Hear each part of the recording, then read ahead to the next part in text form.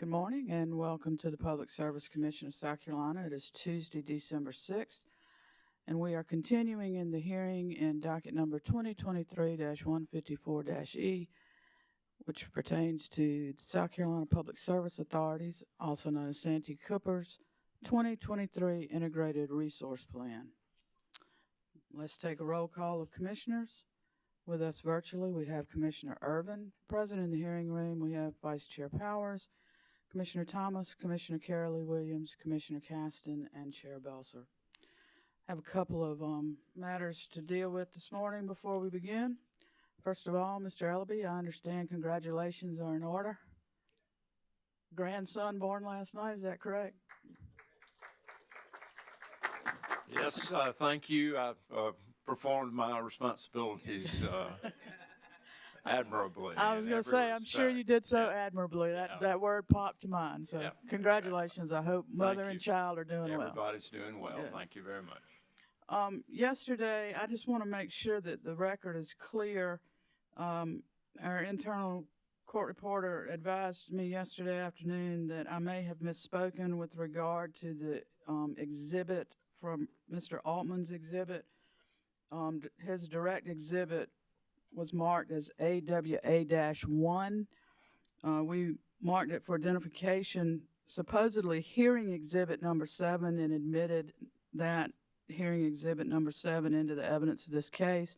I'm advised that I may have called it hearing exhibit 1, but that is hearing exhibit 7. Just want the record to be clear on that.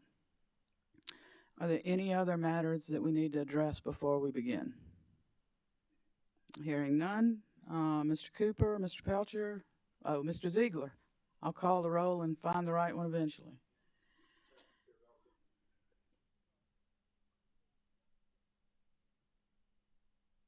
There we are. I think it's on now. Santee Cooper would call to the stand Bradley Kushner and Jonathan Nunes.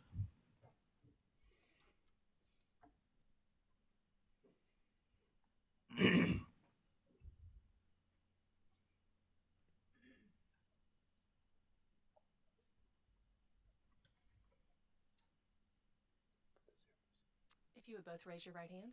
Do you solemnly swear or affirm that the testimony you're about to give will be the truth, the whole truth, and nothing but the truth? Thank you.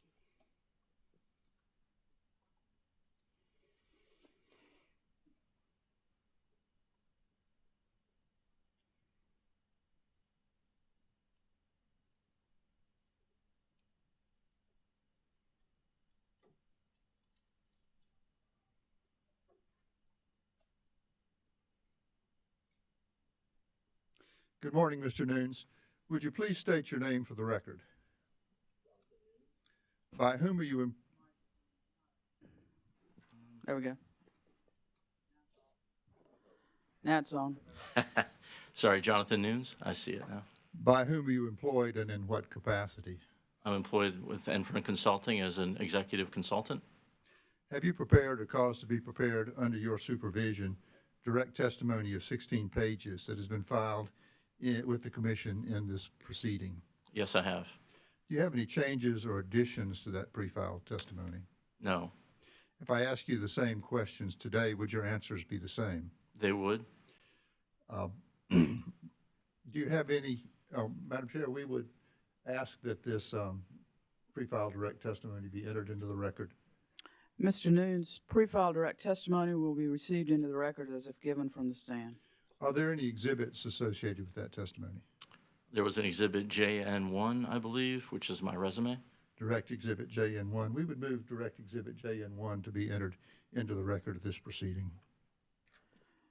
Mr. Nunes, pre-filed direct exhibit marked JN1 will be marked for identification as hearing exhibit 9 and received into the evidence of this case. Mr. Nunes, have you prepared a summary of your direct testimony? I have. Would you please present that to the Commission and the parties? Sure. Good morning, Chair Belser and members of the Commission. In my direct testimony, I described the process Enfront Consulting used to develop pricing assumptions for renewable and battery energy storage system purchase power agreements. My testimony also describes the process Enfront used to develop projections of demand-side management or DSM program impacts for use in the Encompass model, and DSM program costs for use in the net present value, or NPV, power cost computations presented in Santee Cooper's IRP. PPA pricing for utility-scale solar, battery energy storage systems, both 4 and 8 hour duration resources, and onshore and offshore wind resources was based on the estimated levelized cost of energy, or in the case of BESS pricing, levelized cost of capacity, developed utilizing a discounted cash flow model, and cost and performance projections and financing assumptions for these resources taken from the National Renewable Energy Laboratories, or NREL's, 2022 Annual Technology Baseline, or ATB, with various adjustments described in my testimony. Adjustments to 2022 ATB values and interpretations from NREL's ATB documentation included those for capital and fixed operation and maintenance costs, capacity factors, and degradation for solar resources, and financing cost parameters. In addition, the levelized cost models reflected impacts of tax credits that may be available to taxable developers through the Inflation Reduction Act. Impacts of demand-side management programs related to energy efficiency, or EE, for medium, high, and low DSM cases were developed for Santee Cooper's direct serve customers from projections available from Santee Cooper's Energy Efficiency Market Potential Study, and for Central from projections obtained from Central based on Central's 2020 IRP related to the portion of Central served from the Santee Cooper Central combined system. Cost assumptions for EE programs for each DSM case were based on estimates available from Santee Cooper's Energy Efficiency Market Potential Study, which were applied to the projected impacts for both Santee Cooper's direct served customers and Central. Impacts of demand response, or DR programs, for medium, high, and low DSM cases were similarly developed for Santee Cooper's direct served customers from projections available from Santee Cooper's demand response market potential study, and for Central from projections obtained from Central based on Central's 2020 IRP. Cost assumptions for DR programs for each DSM case were based on estimates available from Santee Cooper's demand response market potential study, which were applied to the projected impacts for both Santee Cooper's direct served customers and Central. However, in the case of DR impact projections and cost estimates for Santee Cooper's direct served load for purposes of a low case, data were obtained for a direct load control program that Santee Cooper is currently implementing. The estimated DR capability associated with Santee Cooper's conservation voltage reduction program was added to the cumulative DR program capability across the DSM cases to arrive at final total DR program capability estimates. This concludes my summary. Mr. Nunes, have you also caused to be prepared under your supervision rebuttal testimony of 19 pages that has been pre-filed with the Commission in this proceeding? Yes, I have. Are there any changes or additions to that pre-filed rebuttal testimony? No, If I were to ask you the same questions today, would your answers be the same? they would. Chair Belser, at this time, I'd move into the record Mr. Nunes' rebuttal testimony. Mr. Nunes' pre-filed rebuttal testimony will be entered into the record as if given from the stand. And I take it there are no exhibits to that pre-filed rebuttal testimony. Is that That's correct? correct. Have you prepared a summary of your pre-filed rebuttal testimony? I have. Would you please provide that to the Commission and the parties? Sure. In my rebuttal testimony, I review comparisons of cost parameters on renewable and storage resources presented by ORS witness Salter, address corrections needed to comparisons of levelized cost data presented by Sierra Club witness Glick, and respond to certain recommendations of SACE CCL witness Hodeling.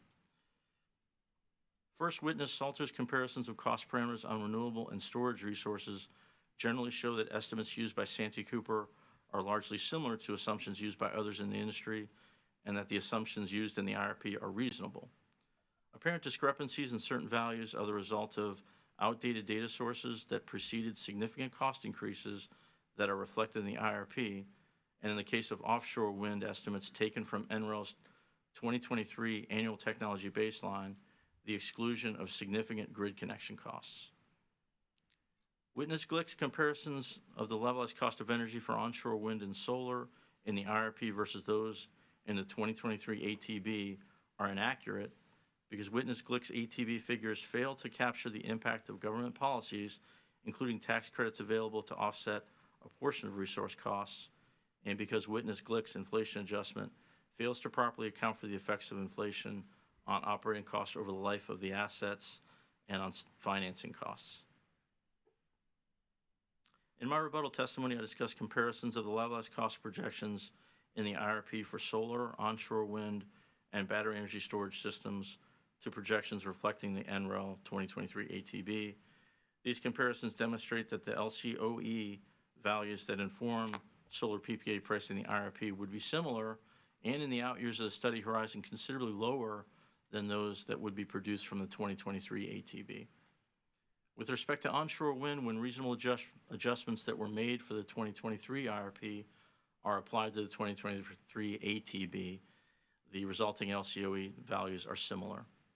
And for battery energy storage systems, the 2023 ATB suggests that BESS costs would be considerably higher than those assumed for the 2023 IRP. Nevertheless, the values assumed for the 2023 IRP are reasonable for IRP purposes. Say CCL Witness Hodling recommends that Santee Cooper's next IRP filing utilize an 8760 profile for new wind resources modeled in Encompass instead of assuming that each day of each month sees the same 24-hour shape, align the wind profile modeled in Encompass with the capacity factor assumed in the development of the LCOE calculation for the cost of new wind resources, factor in a tax gross-up for tax credits applied to renewable and battery storage resources, and develop cost assumptions for new renewable and storage resources that do not assume a cost adder that persists throughout the study period.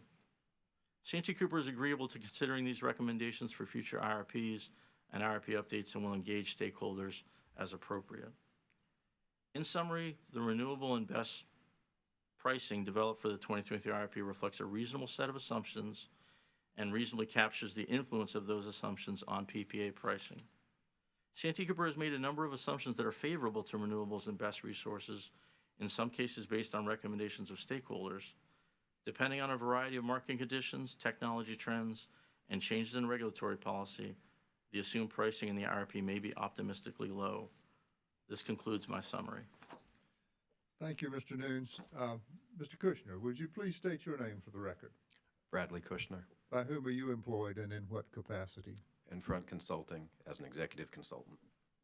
And have you prepared or caused to be prepared under your direction direct testimony of 11 pages that's been pre-filed in this proceeding? Yes, I have. Do you have any changes or additions to that pre-filed testimony? No, I don't. If I ask you the same questions today, would your answers be the same? Yes.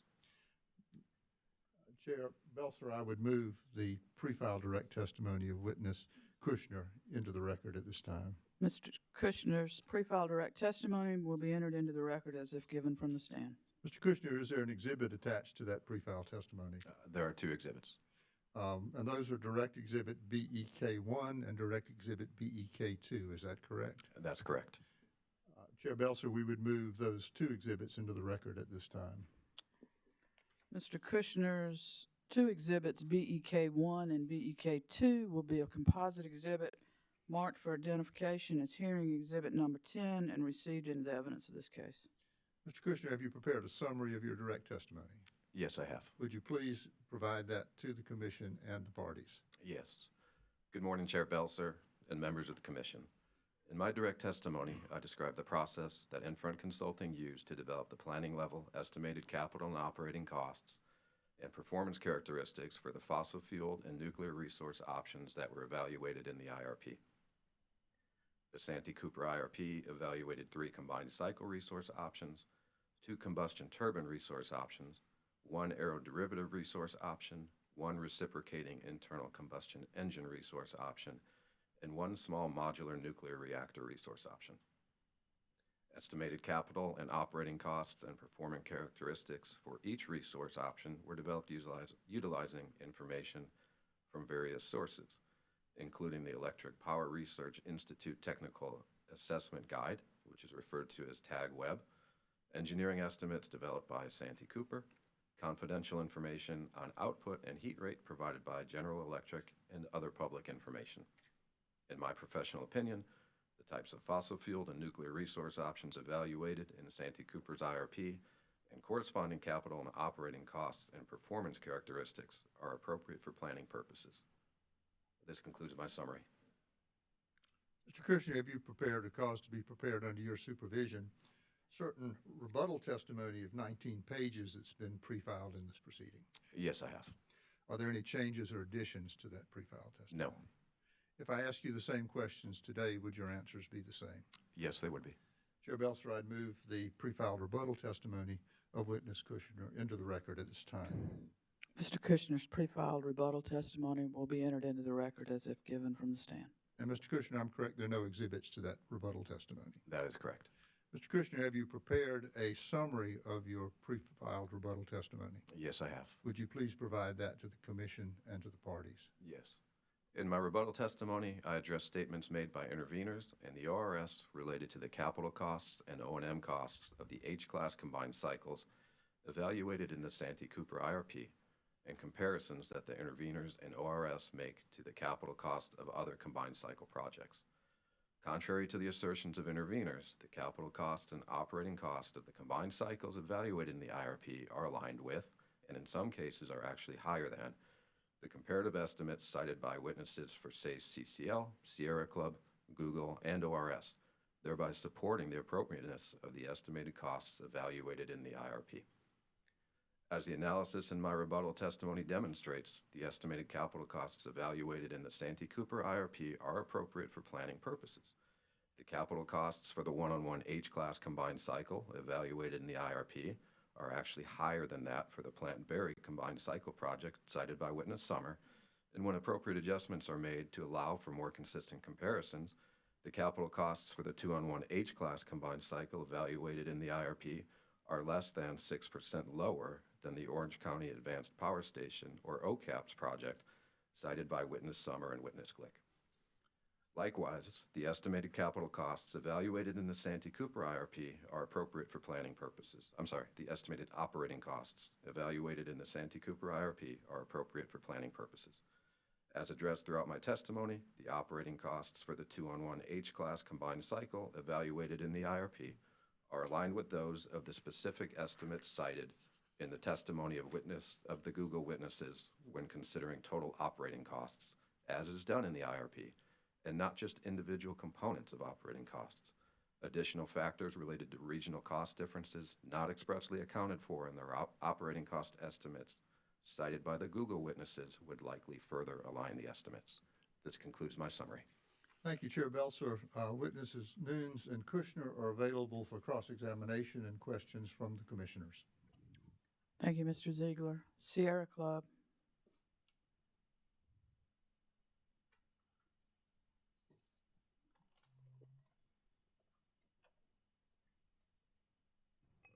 Good morning, Commissioners. Good morning, panel. My name is Isabella Ariza, and I represent the Sierra Club in this proceeding. Mr. Kushner, on page 12, lines 15 to 22 of your rebuttal testimony, you explained that when comparing the estimated capital cost of the Dominion CC to the capital cost of the CC evaluated by Santee, potential differences in costs are due in part due to the location of the project site. Is that correct? That's correct. Regarding the potential differences in costs due to the location of the project, the shared resource is only one combined cycle co-owned by Dominion and Santee, correct? That's correct. And Dominion has identified the Canadas site as the ideal location of this shared resource, correct? Subject to check, that's correct. So would it be safe to say that the shared resource can only be located in one place at the same time? Yes, in one place at the same time, subject to the selection of that final site. That's correct. Isn't it true then that the location of the project site should not be listed as one of the reasons that made your projected costs and Dominion's projected costs differ?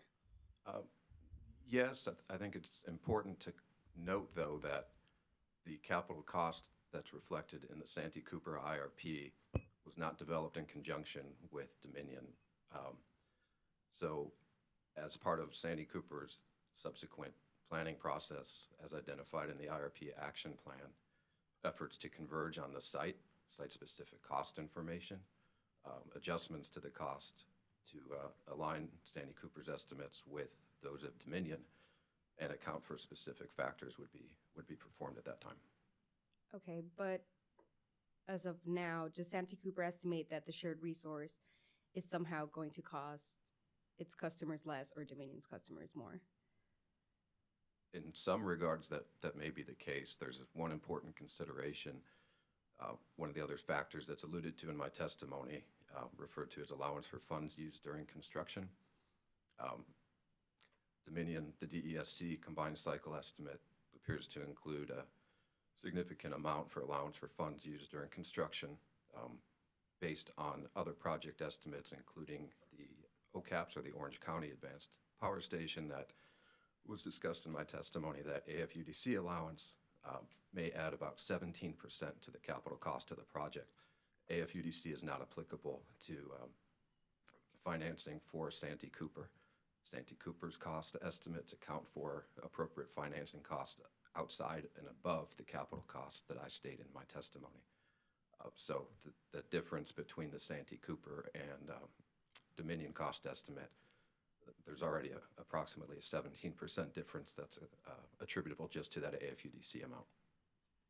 Okay. Wouldn't you agree that it is better to overestimate costs, since underestimating could have severe impacts to ratepayers and skew the results of your modeling? No, I think it's appropriate to develop planning level cost estimates and perform various analysis or sensitivity analysis around those estimates, which we've done in the IRP. The IRP actually looks at a 50% higher capital cost than the base capital cost evaluated in the IRP, and it does not change the selection of the combined cycle.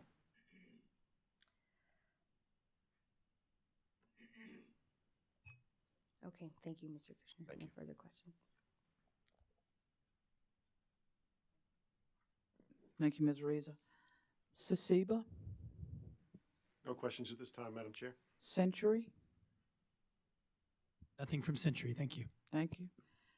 SACE, CCL, Ms. Tidwell.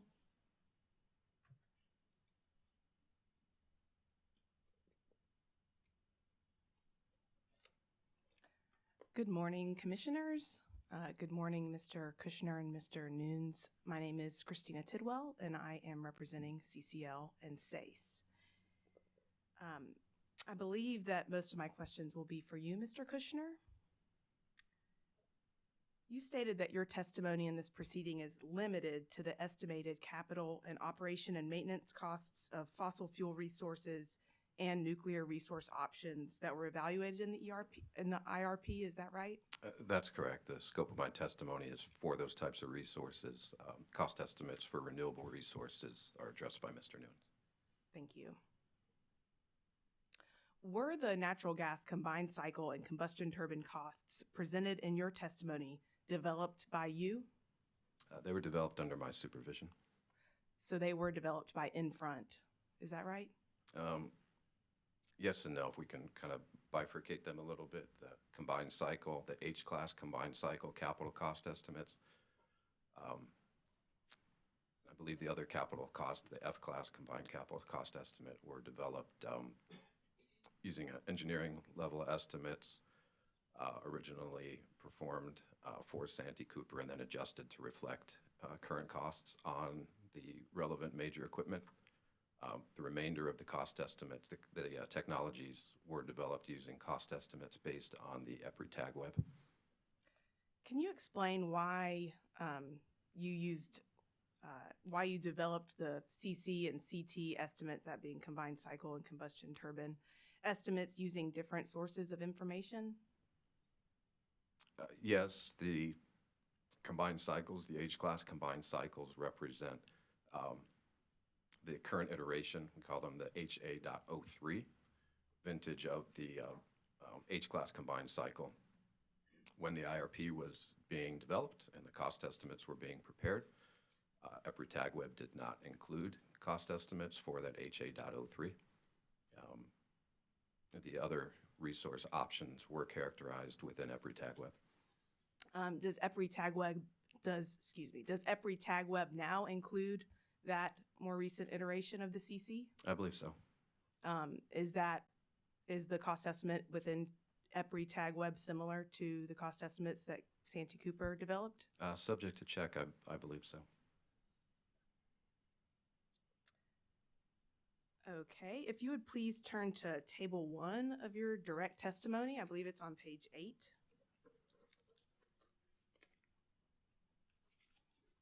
Okay. So this table presents the resource costs and operating characteristics for various fossil fuel resources, correct? Yes, for various one-on-one H-class combined cycle resources, yes. And the 2x1 at the top? No. Are you in your direct testimony on page 8, Table 1? I'm sorry. I'm on direct testimony, page 8, Table 2. So we want to be in... Table 1, it's on page 8. Got it.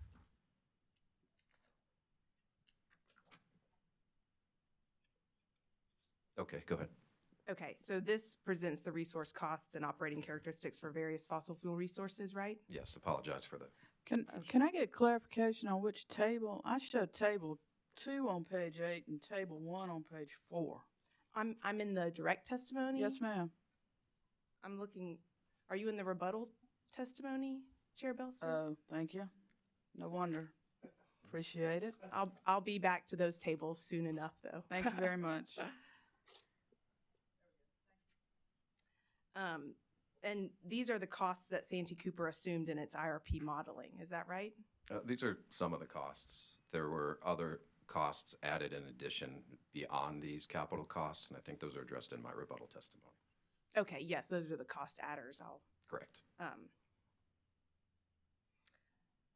So, for instance, Santee Cooper assumed approximately $811 per kilowatt based on full load and average ambient conditions for the 2x1 combined cycle that it modeled. Is that right? That's right, excluding costs for electrical interconnection, land, natural gas transportation, financing costs.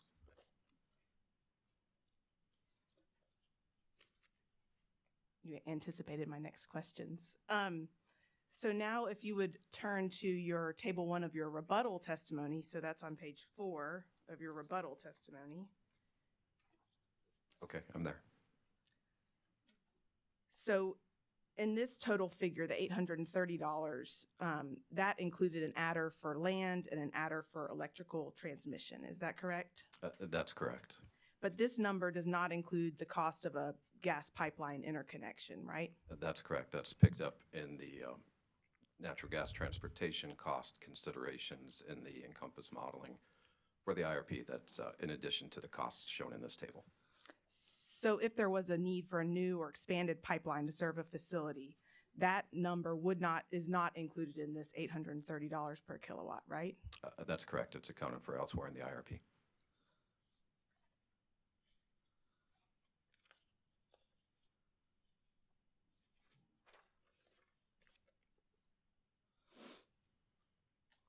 And this $830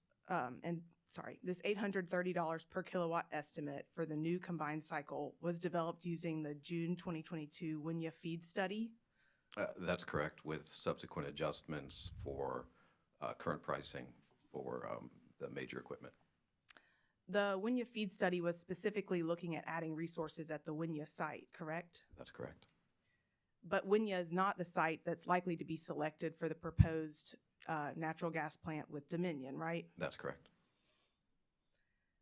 Santee Cooper has not performed any other feed studies for combined cycle resources in connection with this IRP, correct? That's correct. Has Santee Cooper conducted any other feed studies for combined cycle resources in the last 3 years? I don't know.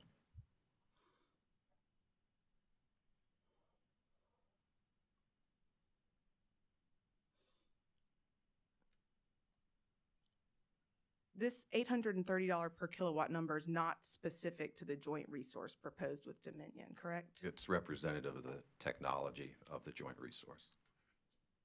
but the capital cost of the joint resource is unknown currently. Is that correct? That's correct.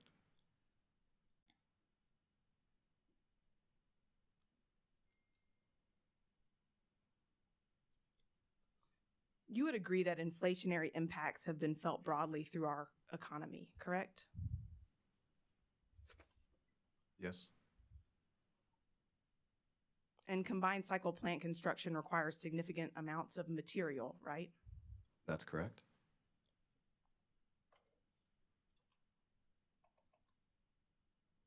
Commodity price increases and other escalation can adversely affect thermal plant capital costs, correct?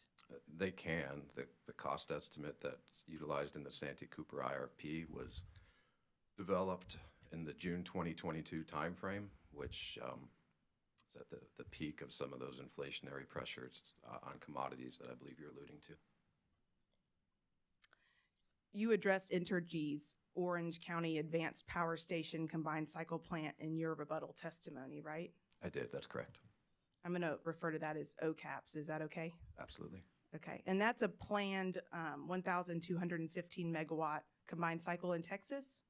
Subject to check on the capacity amount. That's correct.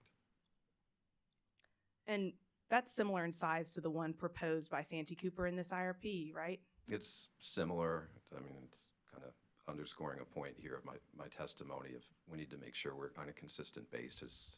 The seasonality for that rating is going to be a factor. I don't know if that's a summer or winter or average ambient condition. I think the Santee Cooper combined cycle is a slightly larger resource, which allows for them to capitalize on some economies of scale, which drive the cost per kW down. On page 9 of your rebuttal testimony, lines 1 to 2, you do state that the OCAPS 2x1 combined cycle is similar in technology and configuration to the 2x1 combined cycle evaluated That's in this right. IRP. I'm sorry. Is that right?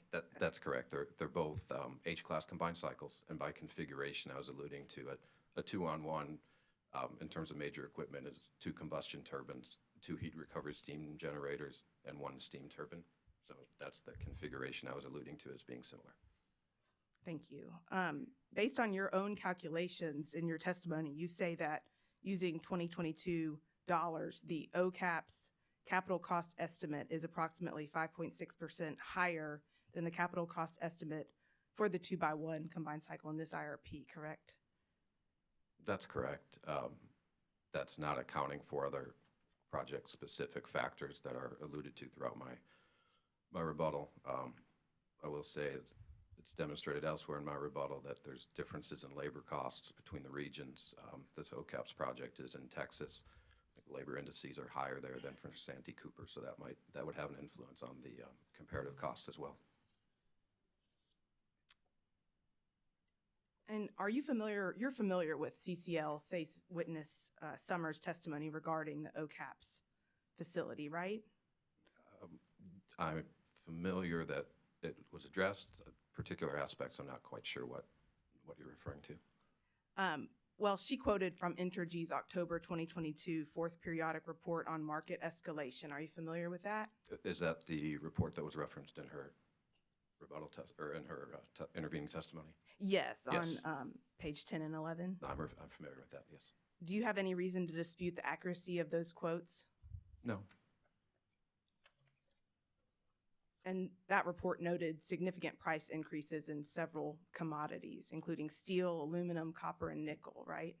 It did, and those increases in costs are embedded and reflected in the estimated capital costs that are cited in her in witness Hodling's testimony, or witness Summers' testimony, and form the basis of the comparison I just addressed, which is being within approximately 6% of the Santee Cooper estimate.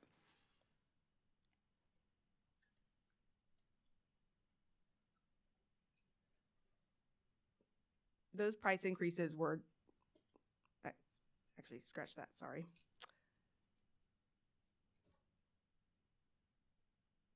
Entergy also noted that elevated materials and major component prices will continue to increase and adversely affect the total cost of the project, correct? Beyond that time period that we were discussing where they were discussing the commodity price increases? I don't know. I focused on the table. Okay. You don't have any, but you already said you don't dispute the quotes that are in her testimony, correct? The quotes. The quotes from that Entergy report. I don't dispute the Accuracy of the quotes in her testimony.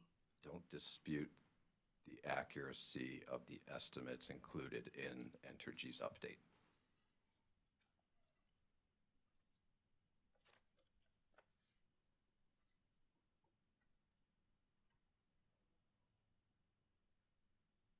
And there are also differences in the capital cost estimates for the combined cycle plants used by Santee Cooper in this IRP and those used by Dominion in its recent IRP. I believe you just spoke with Ms. Arisa about that, correct? That's correct.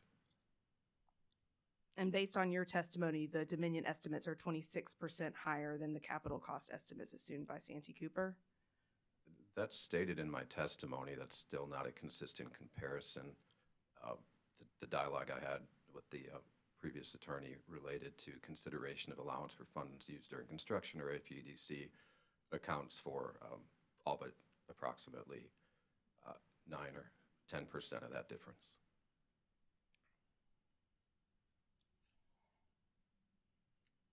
So with that, it's with that accounted for, you're saying that the Dominion estimates are still 9 to 10% higher than the Santee Cooper estimates? That's correct. In your rebuttal testimony on page 2, lines 17 to 22, you state, I'll let you get there. I'm there. Go ahead. Too. You state that when comparing capital cost estimates from different sources, it's important to consider potential differences in the underlying projects, including but not limited to differences in location of the projects. Do you see that? Yes. Would you agree that having to build or expand gas infrastructure could increase capital cost estimates? It might, depending how the costs are treated. They may be, if that's the pipeline expanding or building additional infrastructure, it may not be a capital cost, but would be picked up elsewhere as a gas transportation cost. It would be an additional cost. It would be, and that's why it's accounted for elsewhere in the Santee Cooper Integrated Resource Plan, above and beyond the capital cost estimates that I testify to. You are familiar with Alabama Power Company's Plant Berry combined cycle project? To a degree, yes. And you discussed those capital costs in your rebuttal testimony? That's right, I do. And your testimony specifically referring to the Plant Berry Unit 8? That's correct. Do you know whether Alabama Power already has existing gas plants at that site? I believe there are existing facilities. I don't know the nature of those facilities or. Okay, subject to check. I'm familiar with I'm from Alabama, so I'm familiar with the Plant Berry site. But subject to check, would you agree that there are 2 combined cycle units already at that facility? Subject to check.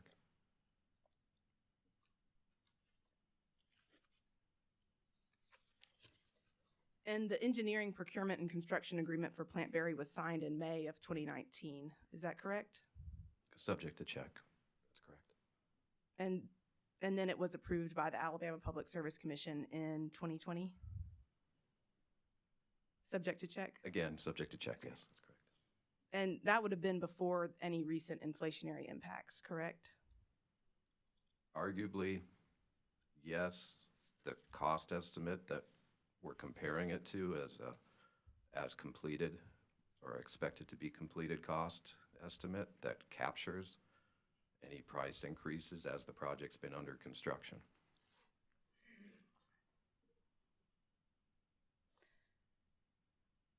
You also state that it's important to consider the contracting approach when comparing capital cost estimates from different sources, correct? That's correct.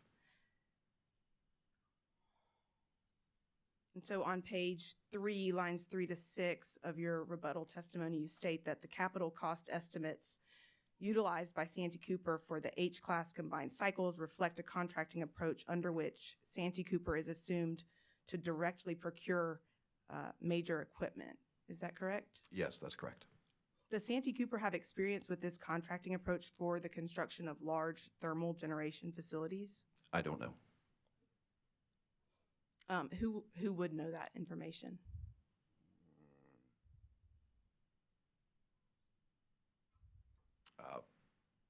Would have possibly been Witness Dembla. I don't know for certainty that he knows. And so Santee Cooper, from your knowledge, does not plan to enter into an engineering procurement and construction agreement for this new combined cycle? I don't think any final decisions have been made. The IRP is asking for, among other things, approval of a near-term action plan that would allow for the details of a contracting approach, cost estimates, to be confirmed at subsequent steps. But the capital cost estimates do not include the cost associated with an EPC agreement.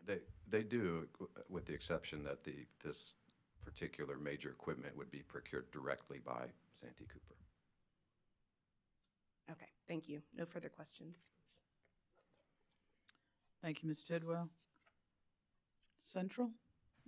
No questions. Thank you. Thank you. Santee Cooper Industrial Customer Group? No questions. Thank you, Madam Thank Chair. you. Google? No questions, thank you. Thank you. Office of Regulatory Staff? No questions, Madam Chair. Thank you. Commissioners, questions for this panel? Vice Chair Powers? Good morning. Mr. Kushner, you're getting lucky there. Everybody's leaving you alone. Mr. Kushner, I want to let you educate me a little bit about, looking at your chart as far as the options. The small modular nuclear reactors, it looks like the cost at this time would prohibitive be a proper word, or are they that expensive? I really don't know that I understand your chart on that. Okay. I'll be happy to walk through that with you, sir. It's table 1, page 8. Of my direct testimony. Yes, sir. Table 1, page 8. So that's, excuse me. I think you're referring to on the third column, the base year capital costs, dollars per kW, for that small modular reactor on the last row is $5,986. And viewing that as, in your words, prohibitive as compared to the other capital cost estimates in the table. In general, with small modular reactors, the upfront capital cost to install them is higher than other types of resources, as you correctly point out. But once they're operating, the fuel cost is relatively low. So when we're looking at the cost of a resource versus other resources within the construct of the integrated resource plan, it's not just accounting for the capital cost and the fixed and variable operating costs, but also for the fuel cost component. To your point, though, I don't believe that, save for maybe 1 or 2 of the plans presented in the IRP, that the small modular reactors or the SMRs are being selected, which does illustrate that within the context of the integrated resource plan, they're not cost-effective resources. My other question was, you put them first year available 2040, which is maybe I may not be here. I don't. If they're modular, that means somebody else is pretty much making them. If you wanted them, you could get them a lot quicker than you could build any of these plants, couldn't you? Well, not entirely so. The small modular reactor, can I refer to them as SMR, just in context of the discussion here? So SMRs, they're what we refer to as an emerging technology. Within the United States, there are no SMRs that are operating right now. There's a project up in the Northwest U.S. that was proposed to enter commercial operation in the 2030 timeframe. That would have kind of been the first of its kind. And from there, allowing for some period to observe successful demonstrated commercial operation before committing to them, and then the timeline to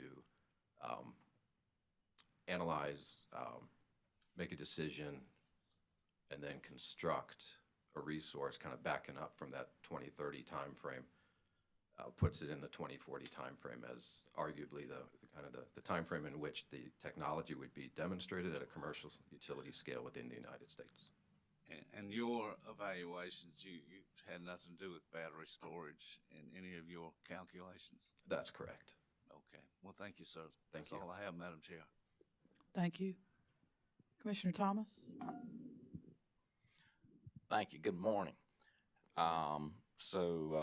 Mr. Kushner, I think I'm going to give you a little break here for a minute. And I'm interested in the battery storage and the useful life. I believe in the rebuttal testimony you were talking about that the calculations are based on a 30-year useful life. That's right. As opposed to a 15-year. And obviously a 30-year life compared to a 15-year life makes them much more economical choice. If they're going to last longer, you're going to put a certain amount of money in them to buy them. Sure. But kind of similar to the SMRs, it seems to me that battery storage is a relatively new technology. I mean, I know there's some. It is. Yeah, so there's some in use, but it's still pretty new. I just wonder how there's enough real information and data to understand how long these batteries might last. Do you have any backgrounds you could help me understand that? Fairly little. So, batteries that have been installed and are in operation across the United States have not been in service for a very long period. So I think the industry still has a lot to learn about how long battery systems can be operated over time. There's a fixed O&M adder on batteries to account for the degradation of the battery capability, and this adder is to augment the battery and keep its operation effective, the full capability of the battery over its life. But there's many other components in the battery that are expected to degrade, and most assume that a battery life wouldn't be more than 20 years, and there are many that assume 15 years. So, but I don't think there's enough long-term sort of operational experience in the United States to really know for sure what that sort of pattern looks like, or what the capabilities of the battery would be over its entire life, going out to that significant of a period. Okay, thank you. I appreciate it. Okay. Thank you, Commissioner. Commissioners, questions? Mr. Kushner, I think this is probably more to you, but I will just put it out to the panel. If costs are overestimated, what impact would that have on models run in the IRP? I think it's important. Overestimated compared to what? So relative cost estimates of, say, is there a specific resource you had in mind, or is this more of a general Just question? general. It's just general. And conversely, I'm getting ready to ask about underestimating too. Yeah. So if a cost for one resource is overestimated as compared to a different resource, all else being equal, the IRP may not select that resource that's overestimated. We use the term internally consistent, at least I do, to make sure that if we avoid overestimating the cost of one resource as compared to another, if that makes sense. That does. Just to add to that, importantly, when you think about fossil fuel technologies versus renewable or battery technologies, there's a blend of cost picture. You've got some fixed costs that are going to be sort of amortized over the life of the asset, and then you've got some fuel costs and perhaps some other cost categories. So for different assets, that capital cost estimate is going to have a much different impact on the relative cost picture within the context of an IRP. So for example, renewable assets, that fixed capital cost is much more important to determine the cost, the cost of that asset over its life versus the cost of a fossil fuel asset, where you've got a range of other costs that enter into that calculation, if you will. Okay. Does that make sense to you? Yes, sir. That helps. I just want that. Tell me why the AU allowance for funds used during construction, AFUDC, is not applicable to Santee Cooper. Sure. So the AFUDC is more associated with investor-owned utilities and their internal return on investment or rate of return, whereas with Santee Cooper, the presumption is tax-exempt municipal financing or a bond issuance and amortizing over the cost of over the life of the debt, and that bond rate being lower than the internal rate of return and other factors that are included in an AFUDC calculation. Okay. And we don't set rates for Santee Cooper, and so they're a little bit different. We don't know about those. There were some cross questions about difference between Dominion's estimates in their IRP and Santee Cooper's here. Do you know if Santee Cooper pays income tax? I don't believe they do. And does that factor into estimates as well? Potentially, and again, it all depends on how things are characterized.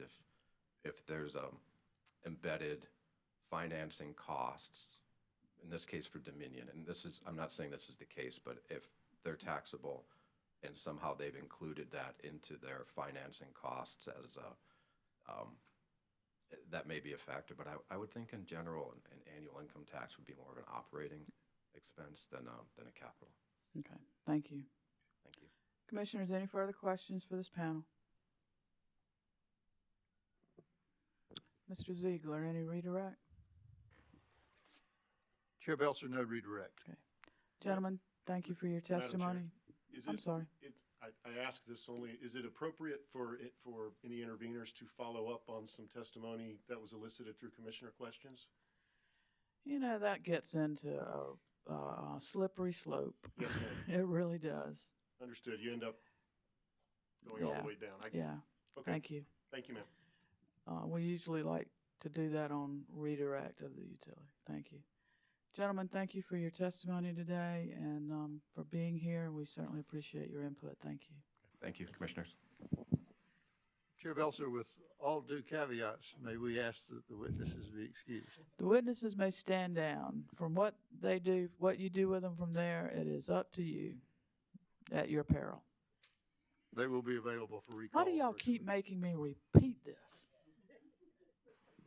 Because these gentlemen need to go about their business. Well, and thank you, Madam Chair. I understand that. Let's see. Next panel. Who is that? Mr. Ziegler? Chair Belser, the next panel will probably take a while to go through the summaries. Would this be an appropriate time since we've been going for an hour and a half to have a break, or should we proceed? We will take a short, let's see. Why don't we come back at 10:40? That's about 15 minutes. Thank you. Thank you, Madam Chair.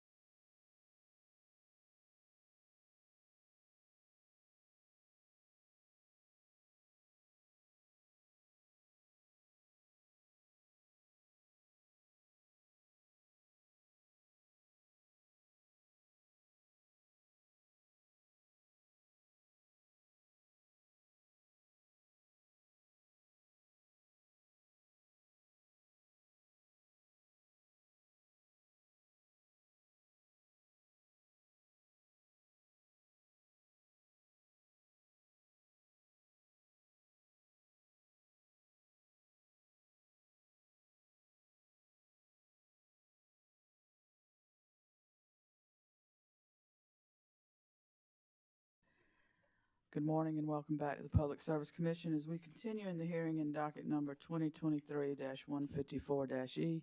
Let's take a roll call of commissioners. Present in the hearing room, we have Vice Chair Powers, Commissioner Thomas, Commissioner Carolyn Williams, Commissioner Caston, Chair Belser, and with us virtually we have Commissioner Irvin. Recognize Mr. Ziegler. Thank you, Chair Belser. Santee Cooper would call to the stand Nick Wintermantle, John Painter, and Bob Davis. If you gentlemen would raise your right hand. Do you solemnly swear or affirm that the testimony that you're about to give will be the truth, the whole truth, and nothing but the truth? Mr. Wintermantle, I'll begin with you. Please state your name for the record. My name is Richard Nicholas Wintermantle. By whom are you employed and in what capacity? I'm a principal at Astrape Consulting. Have you prepared or caused to be prepared under your supervision direct testimony of 17 pages that has been filed in this proceeding? Yes. If I were to ask you the same questions today, would your answers be the same? Yes, they would. And Chair Belser, I would move the pre-filed direct testimony of Mr. Wintermantle into the record at this time. Mr.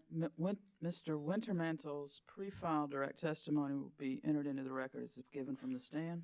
And attached to that testimony, are there any exhibits? Yes, there are. And those would be direct exhibit RNW1 and direct exhibit RNW2, is that, and exhibit RNW3, is that correct? That's correct. Are there changes or additions to those exhibits? No. Chair Belser, I'd move those 3 exhibits into the record at this time. Mr. Wintermantle's direct exhibits RNW1 through RNW3 will be a composite exhibit marked for identification as hearing exhibit 11 and received into the evidence of this case. Mr. Wintermantle, have you prepared a summary of that direct testimony? Yes, I have. Would you please present that to the commission and to the parties?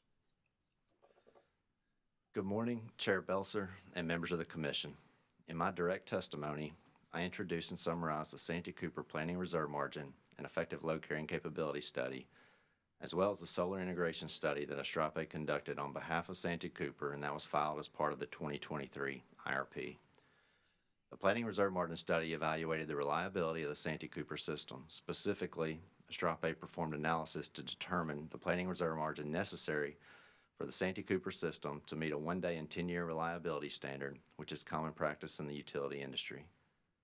The 1-day and 10-year reliability standard is met when the utility has enough capacity installed so that firm load shed is expected to occur only 1 day in 10 years.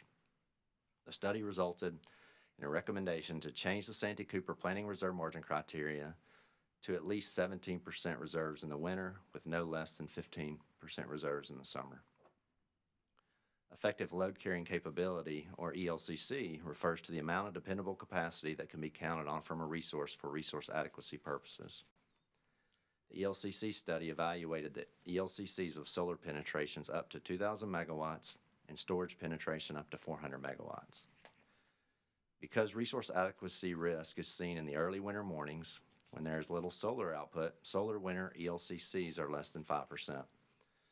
The ELCC of 200 megawatts of 4-hour storage without any solar on the system was found to be 100%, and the ELCC of 400 megawatts of 4-hour storage was found to be 89%.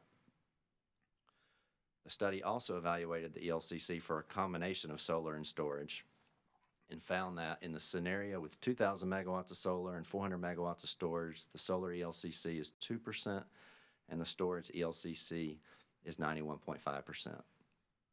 Finally, the solar integration study sought to determine the amount and associated cost of operating reserves necessary to integrate a given tranche of solar resources while maintaining the same level of reliability that would be experienced on the system without the solar resources. The study evaluated the cost to integrate various penetrations of solar resources ranging from 500 megawatts to 2,000 megawatts on the Santee Cooper system. Integration costs increased as a function of solar penetration, but the results showed that significant amounts of solar can be added at relatively low integration costs.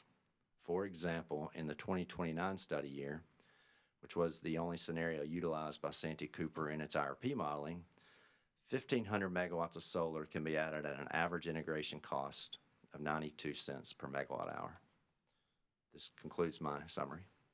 Mr. Wintermantel. Mr. Ziegler, I'm sorry to interrupt, but I believe that there was one page in one of the Mr. Wintermantel's exhibits that was confidential. I would just like to note that confidential designation was previously granted by a commission order, and that confidential material will be maintained as confidential. Thank you, Chair. That's very helpful. So we'll put the redacted version in the public record, as I understand it. Thank you so much.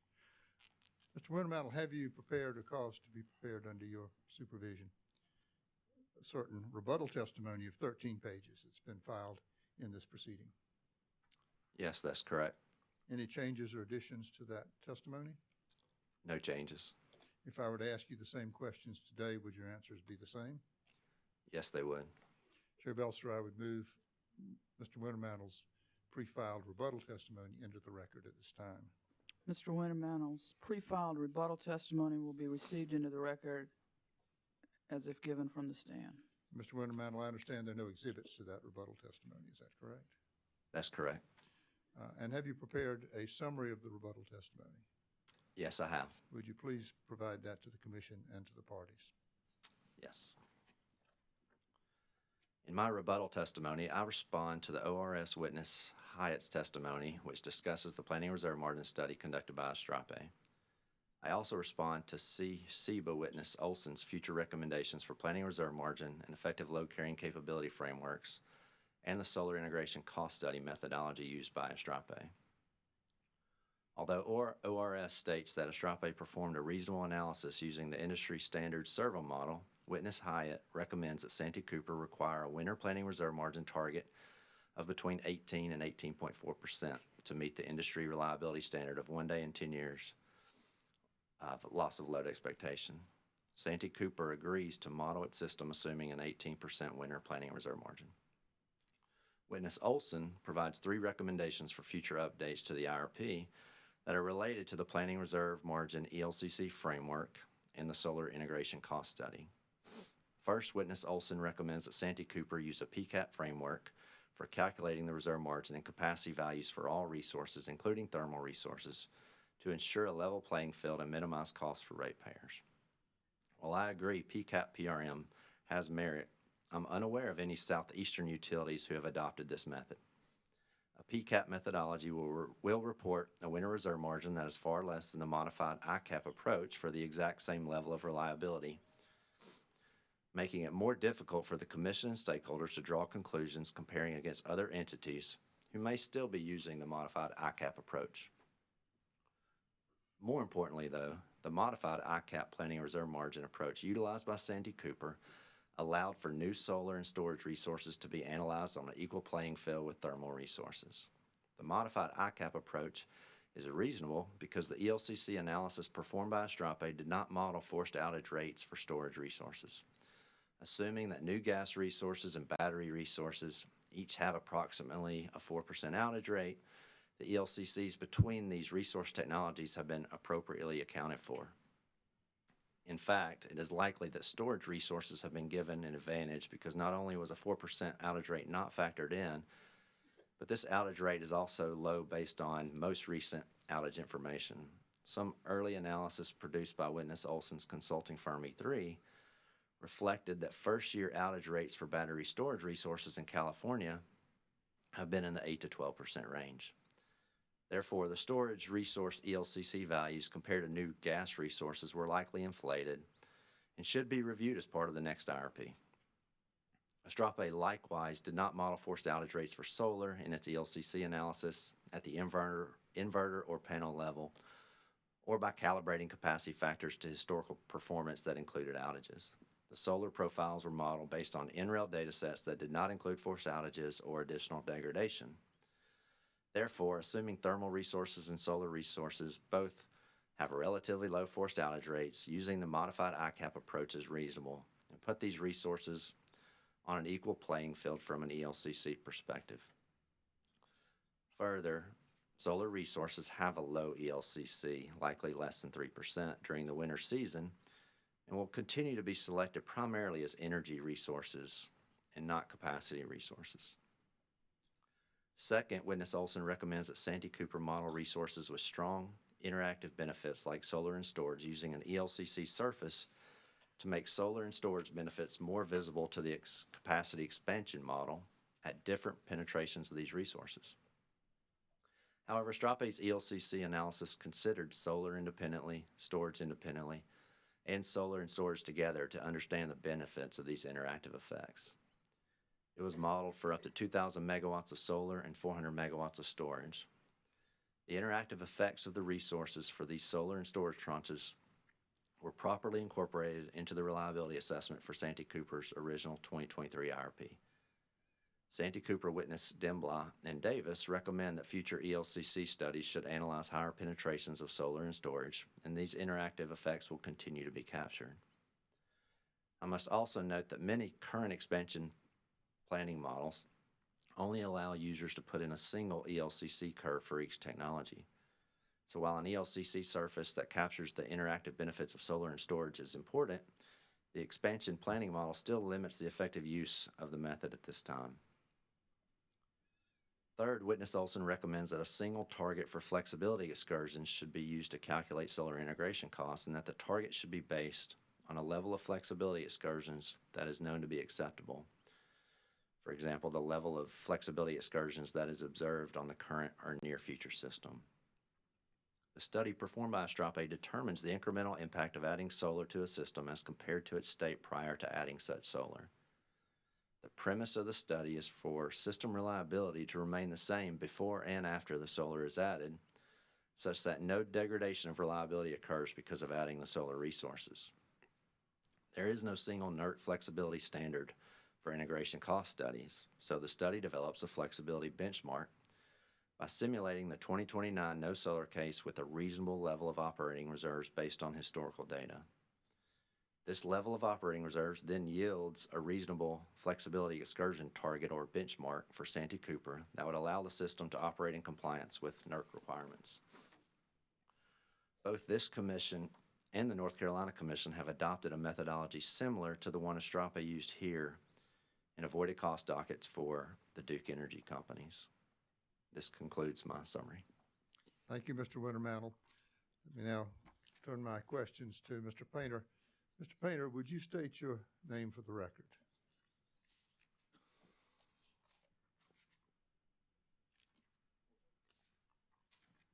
There we go. John Painter. By whom are you employed and in what capacity? I'm employed by Infront Consulting as a CEO and executive consultant. Have you prepared or caused to be prepared under your supervision testimony of some 55 pages that has been filed in this proceeding? Yes. Are there any changes or additions to that pre-filed testimony? No. If I were to ask you the same questions today, would your answers be the same? Yes, they would. Chair Belser, I would move witness Painter's pre-filed direct testimony into the record at this time. Mr. Painter's pre-filed direct testimony will be entered into the record as if given from the stand. Is there an exhibit associated with your pre-filed testimony? Yes, direct exhibit JFP1. Chair Belser, I'd move direct exhibit JFP1 into the record at this time.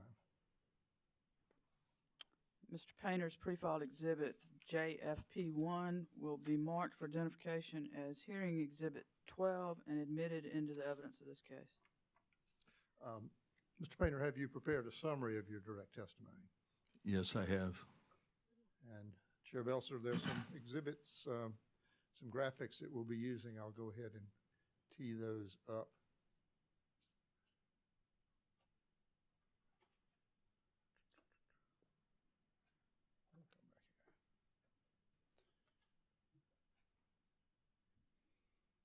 And we will move into them as we get to the actual substantive exhibits. So they, I think, are ready to go.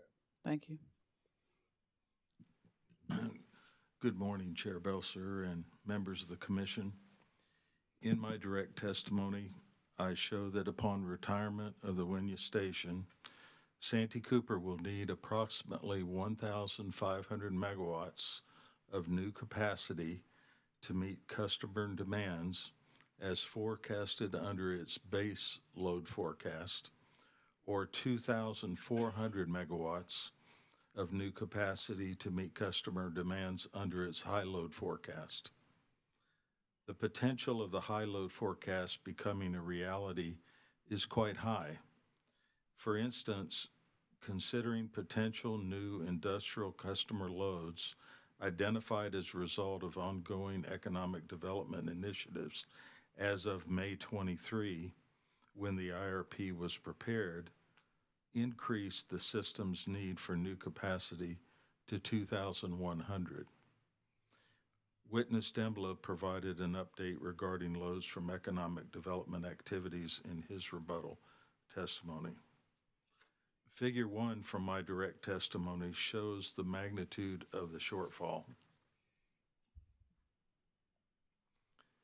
The solid blue line is the base case forecast with reserves. The dotted red line just above it is the base case forecast with the potential new load with reserves of the economic development prospects identified as of May 2023. The vertical bars on the graph show the capacity available from existing Santee Cooper resources each year without any additions. The solid red line at the top shows the high load forecast, including reserves. The gap between those lines and the top of the bar chart is the forecasted need for new capacity. Figure 1 clearly shows that meeting future system demands will require significant new generation and transmission resources in the next 6 to 8 years. To assess options for doing so, Santee Cooper used the Encompass modeling program to evaluate 4 foundational portfolios, each of which reflects different future strategies or goals.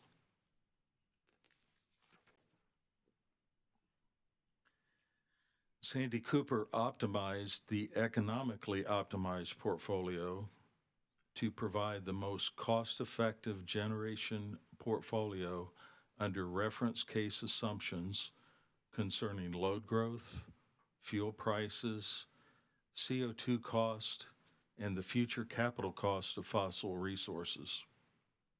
The future coal retirement portfolio is optimized under these same reference case assumptions, with the further assumption that the cross units are retired early in 2034.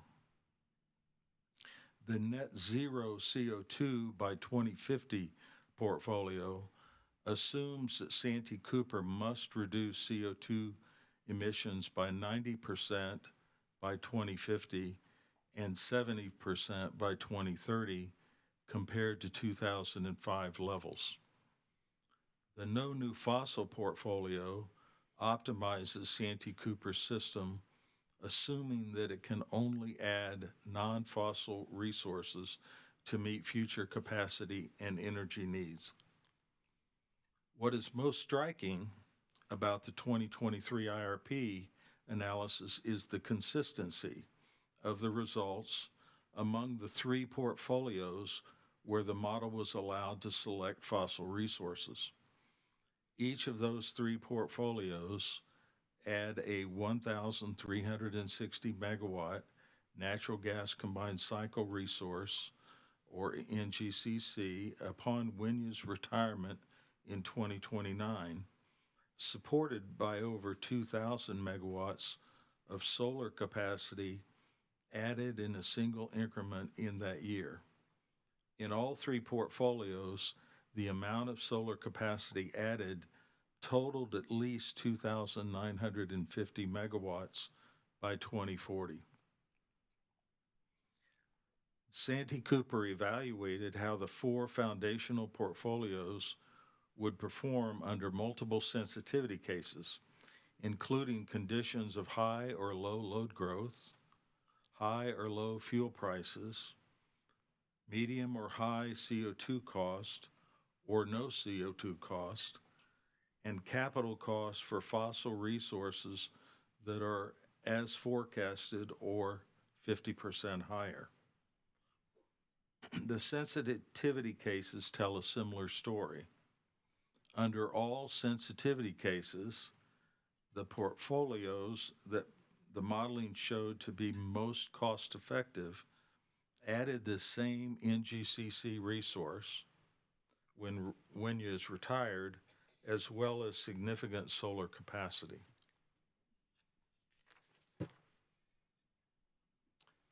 As witness Dembla testifies, a primary challenge for Santee Cooper's combined system under current conditions is the possibility or even likelihood that load growth will exceed the base load forecast. Figure ES 17 from the IRP points out the resiliency of the economically optimized portfolio in the face of higher than anticipated load growth. On this chart, the lower line indicates lower cost, and a flatter slope reflects lower cost sensitivity to further increases in load. The metric shown on the chart is the levelized cost of energy, dollars per megawatt hour. This chart shows that in the face of need for power, the economically optimized portfolio best positions Santee Cooper to serve higher demands with the lowest cost increases, while the no new fossil plan, which performs well in load sensitivities, has the greatest sensitivity to higher loads and performs poorly if Santee Cooper's loads are high due to economic development or other reasons. In sum, unless constrained to not add any fossil resources, the modeling showed that an NGCC and solar resource combination was the correct choice for the 2026 to 2030 time period, regardless of what portfolio was considered or which sensitivity was evaluated. The only portfolio that did not select the NGCC and solar combination to replace WINYA is the no new fossil portfolio, and that is because the model was not allowed to select any natural gas-fired resources. This no new fossil portfolio would have Santee Cooper replace WINYA by adding 1,550 megawatts of battery energy storage systems in 2029, along with 3,550 of solar capability and 1,000 megawatts of onshore wind. Santee Cooper currently has no operating experience with BESS or wind resources.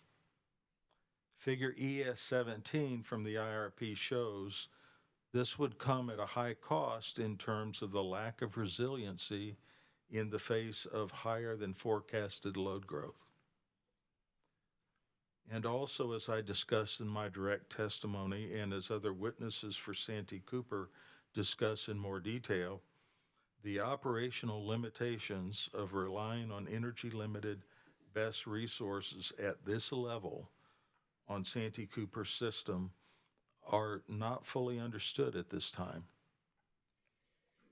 Infront also prepared a rate impact analysis for each portfolio, which specifically considers changes in the generation and transmission components of rates for each portfolio and is presented for illustration purposes. The results of the rate analysis for each foundational portfolio on the reference case are provided in Figure 28 of the IRP.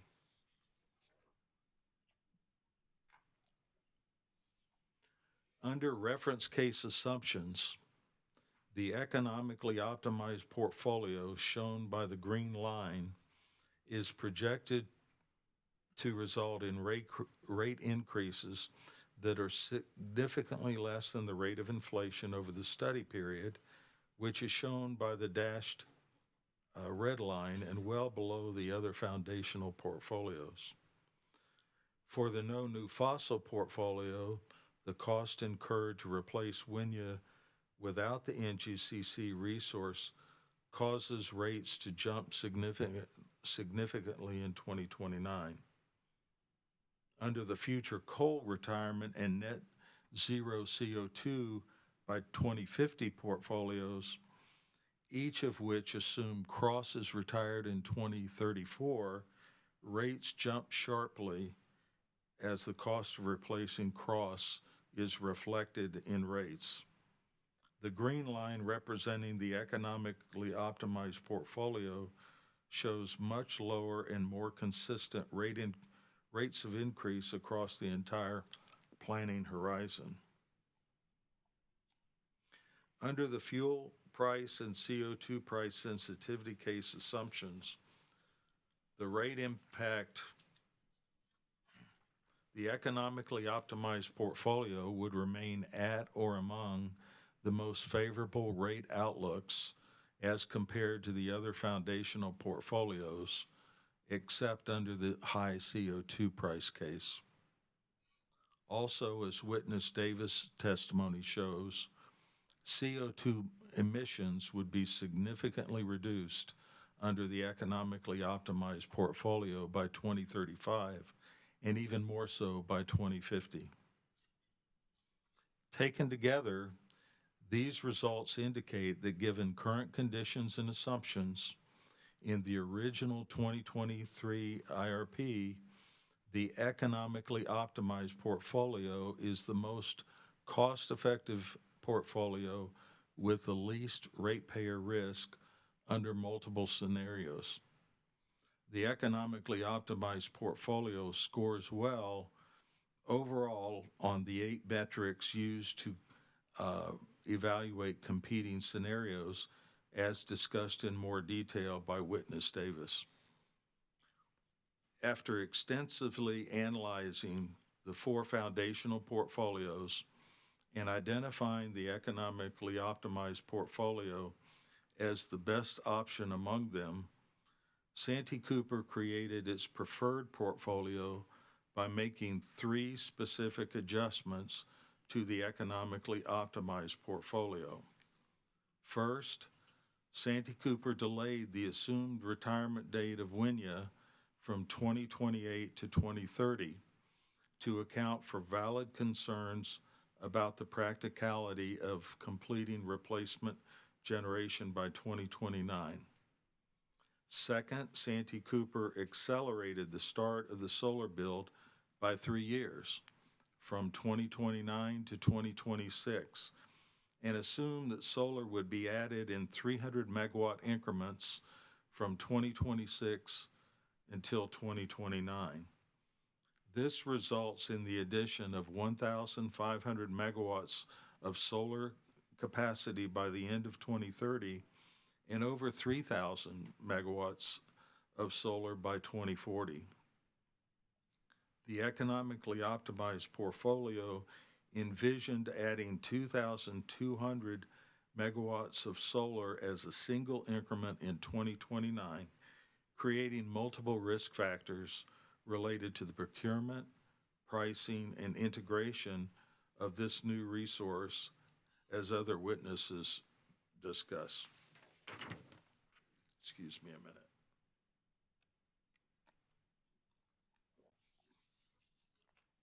Third, to develop operating experience with BESS resources, Santee Cooper constrained the selection of gas-fired peaking generation after the WINYA retirement. This accelerated the schedule for BESS additions and resulted in selection of an addition of 350 megawatts of BESS upon retirement of WINYA and deferral of a combustion turbine until later in the 2030s. The economically optimized portfolio did not include BESS additions until later in the planning period, but instead relied on gas-fired combustion turbines to meet load growth just after when-year retirement. In my opinion, these are all reasonable changes that built on the benefits of the economically optimized portfolio while increasing its feasibility and practicality by reducing implementation risk. Santee Cooper re-optimized the economically optimized portfolio with these modifications and determined that they did not materially cause increase in cost. The projected rate impacts under the preferred portfolio were close to the same as the economically optimized portfolio and also trend well below the rate of inflation over the long term. Before filing its IRP, Santee Cooper then evaluated how two other adjustments may impact implementation of its preferred portfolio. Santee Cooper adjusted the preferred portfolio to reflect the addition to system resources of 3 PPAs totaling 672 megawatts announced by Central late in 2022. Santee Cooper also analyzed an increment of NGCC capacity sized at 1,020 megawatts to reflect a resource constructed jointly with Dominion Energy of South Carolina. The NGCC resource selected in the preferred portfolio and foundational portfolios was 1,360, reflecting the size of the standalone 2-on-1 NGCC project. Re-optimizing the preferred portfolio with these adjustments created the preferred portfolio adjusted, which is higher in cost than the preferred portfolio, primarily because of the inclusion of the cost associated with Central's PPAs. But these PPA costs will be borne by Central, and that limits the impact of the PPA cost on the comparative evaluation of the plans. Table ES9 from the IRP shows the changes made in moving from the economically optimized to the preferred portfolio and then to the preferred portfolio adjusted. As you can see,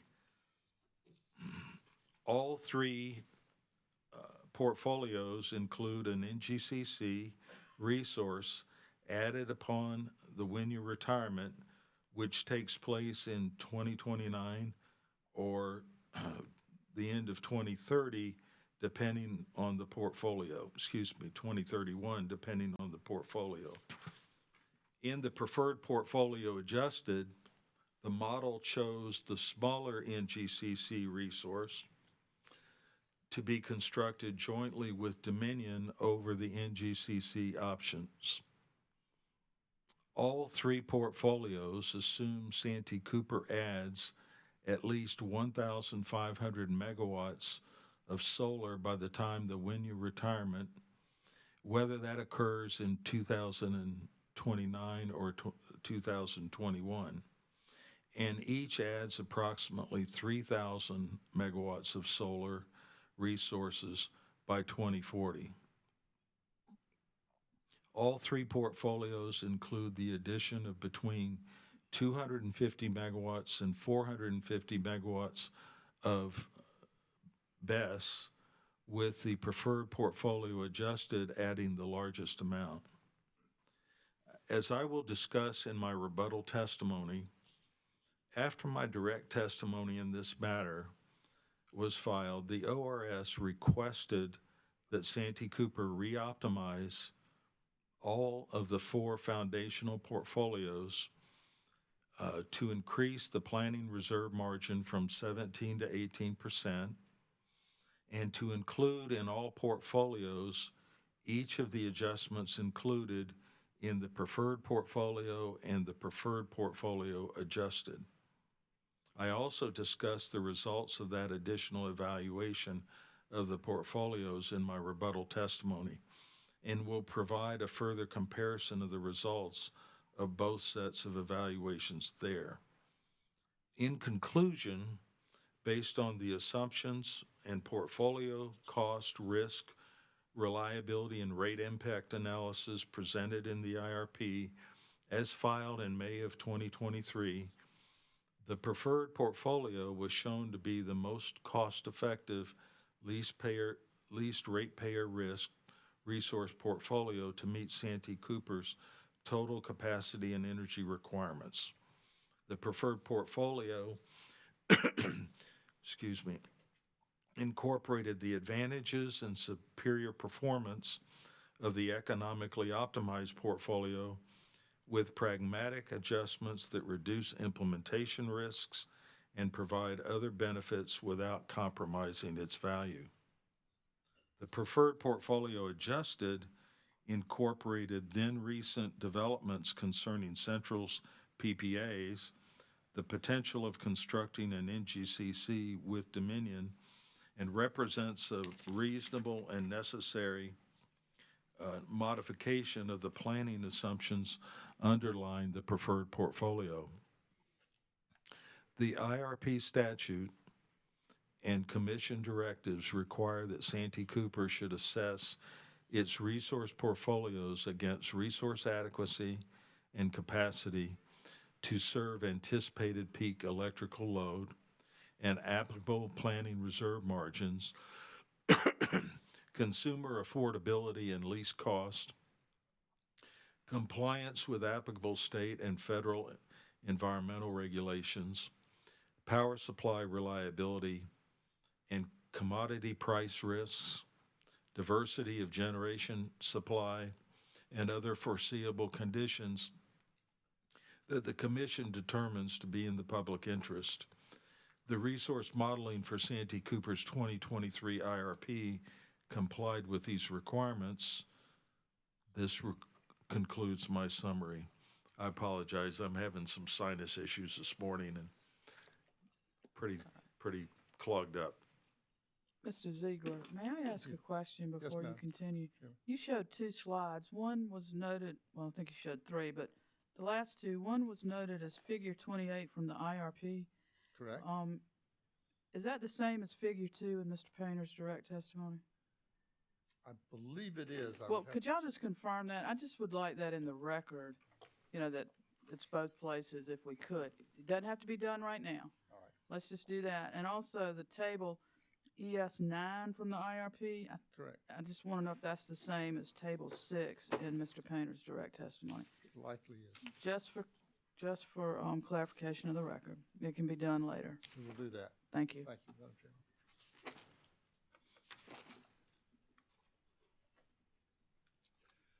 Mr. Painter, have you also prepared a cause to be prepared under your supervision rebuttal testimony of 57 pages, which has been pre-filed in this proceeding? Yes, I have. Do you have any changes or additions to that pre-filed rebuttal testimony? No, I don't. If I were to ask you the same questions today, would your answers be the same? Yes, they would. Chair Belser, I would move the pre-filed rebuttal testimony of witness Painter into the record at this time. Mr. Painter's pre-filed rebuttal testimony will be entered into the record as if given from the stand. And Mr. Painter, are there exhibits associated with that pre-filed rebuttal testimony? Yes, there are rebuttal exhibits JFP 1 and 2. And Chair Belser, I would move those two exhibits into the record at this time. Mr. Painter's rebuttal exhibits JFP1 and JFP2 will be a composite exhibit marked for identification as hearing exhibit 13 and received into the evidence of this case. And Mr. Painter, have you prepared a summary of your rebuttal testimony? Yes, I have. Would you please provide that to the Commission and to the parties? Yes, in summary of my direct testimony, I explained that the ORS had requested Santee Cooper to analyze all portfolios assuming that Santee Cooper increases its planning reserve margin from 17% to 18% and includes each of the adjustments included in the preferred portfolio and the preferred portfolio adjusted in all portfolios. The ORS also recommended the analysis of all portfolios reflect consistent assumptions regarding available NGCC options and any phase-in or limits on the annual addition of solar capacity or other renewable resources. Santee Cooper performed this supplemental analysis as ORS requested. Table 2 from my pre-filed testimony itemizes the changes and shows the consistency of the analysis.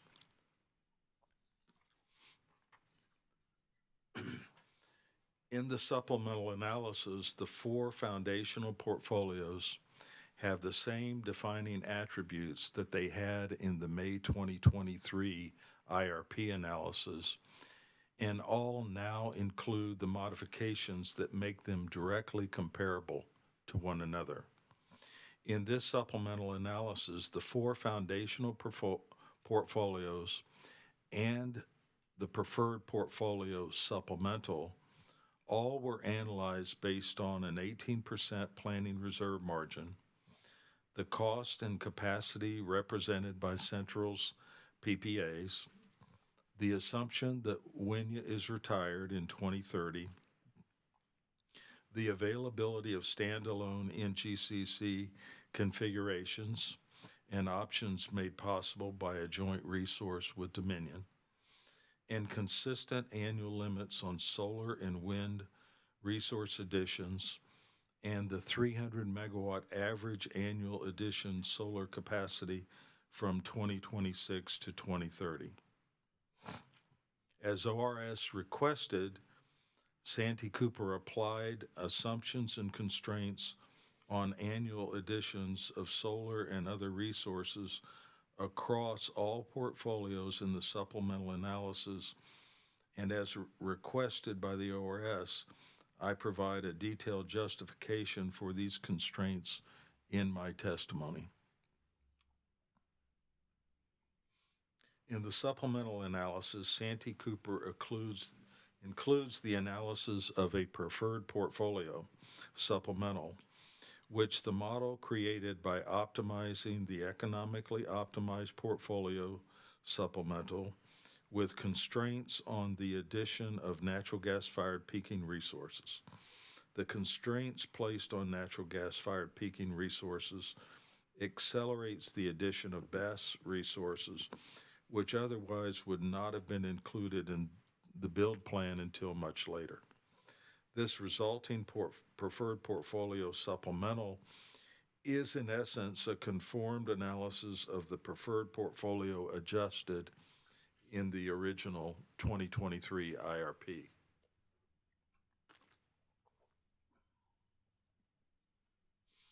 The inputs and analytical processes used to prepare the supplemental analysis are otherwise consistent with or the same as that used to prepare the original 2023 IRP analysis. In its direct testimony, ORS asked Santee Cooper to provide further explanation of its decision to accelerate the solar build by requiring the model to add 300 megawatts of solar annually from 2026 to 2029 and to impose an annual limit of 300 megawatts on solar and 100 megawatts on onshore wind after 29. As I explain in my rebuttal testimony, on a system the size of Santee Cooper's, concentrating the addition of 2,200 megawatts of solar in a single year would involve significant implementation and price risks that should be avoided and would be inconsistent with Santee Cooper's recent solar procurement experience. Figure 1 from my rebuttal testimony demonstrates the practical logic of spreading the solar additions in regular annual increments over the period 2026 through 2030.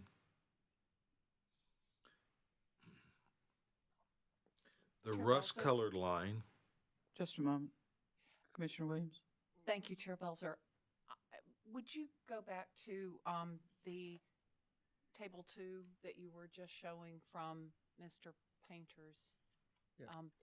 I'm just noticing one difference between what I see in the testimony and what I see on the screen. And I wonder if there are if we could have confirmation that the only difference is the labeling of the original 2023 IRP versus May 2023 analysis.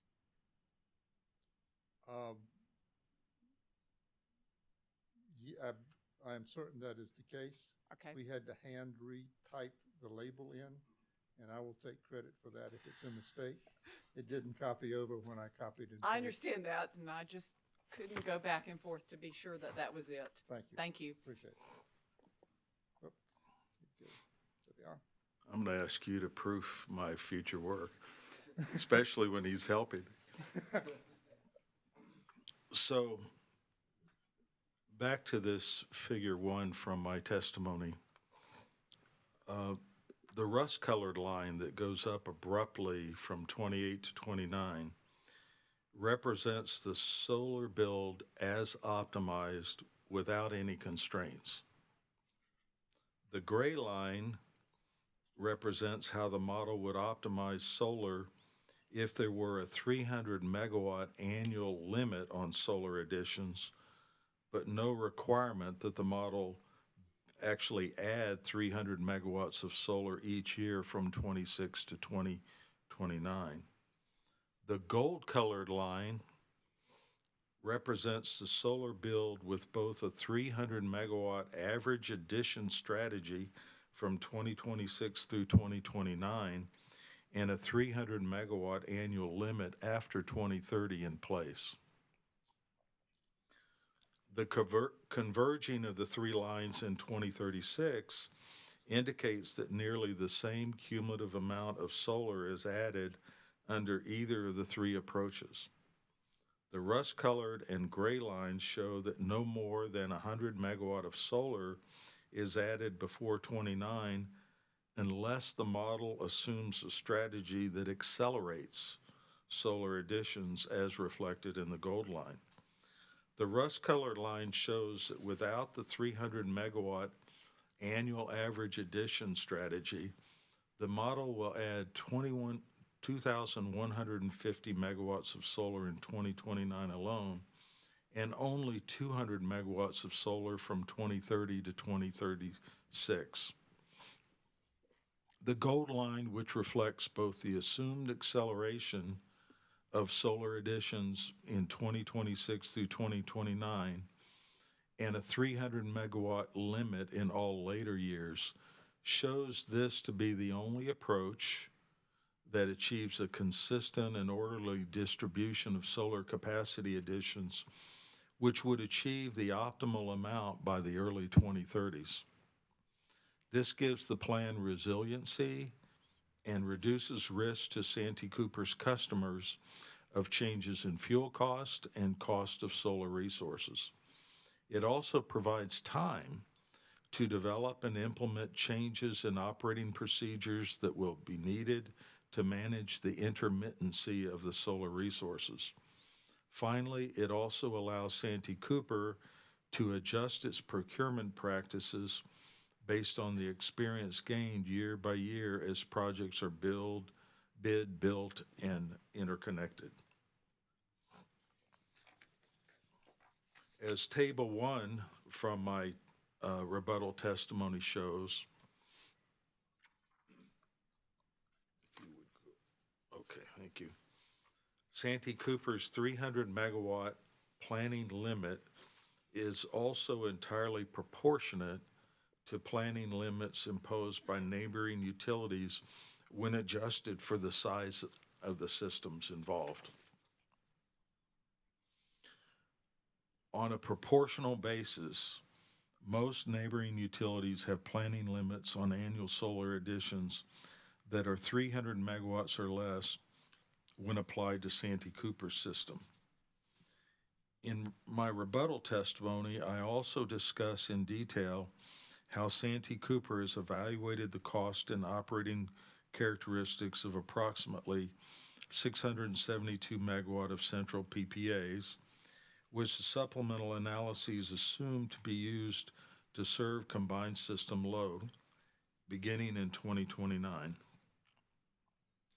Figure 2 from the supplemental addendum to the 2023 IRP shows the effect on Santee Cooper's capacity needs of the central PPAs, the 18% planning reserve margin, and the delay in WINYA retirement.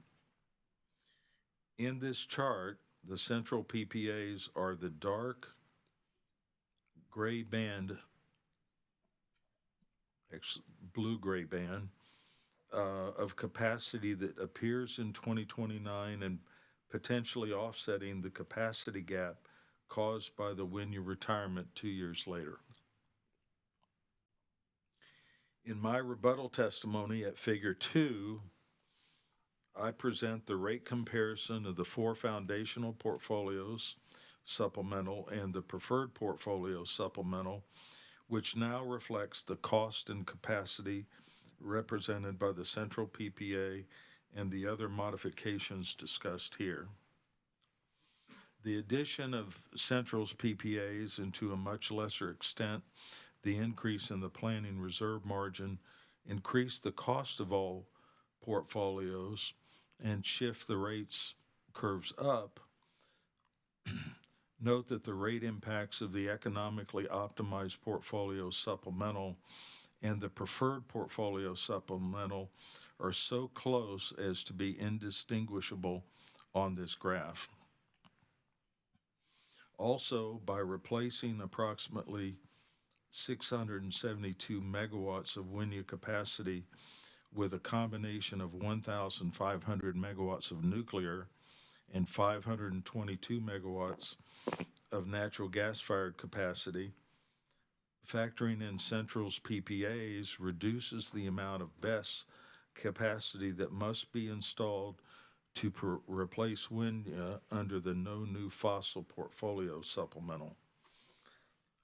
This narrows the price gap between the No New Fossil Portfolio Supplemental and the Preferred Portfolio Supplemental. But lowering the cost curve for the No New Fossil Portfolio Supplemental does not reduce its sensitivity to higher than anticipated load growth, but cuts in the other direction and makes it less resilient in the face of higher than expected load growth, higher expected demands, even than in its predecessor original analysis.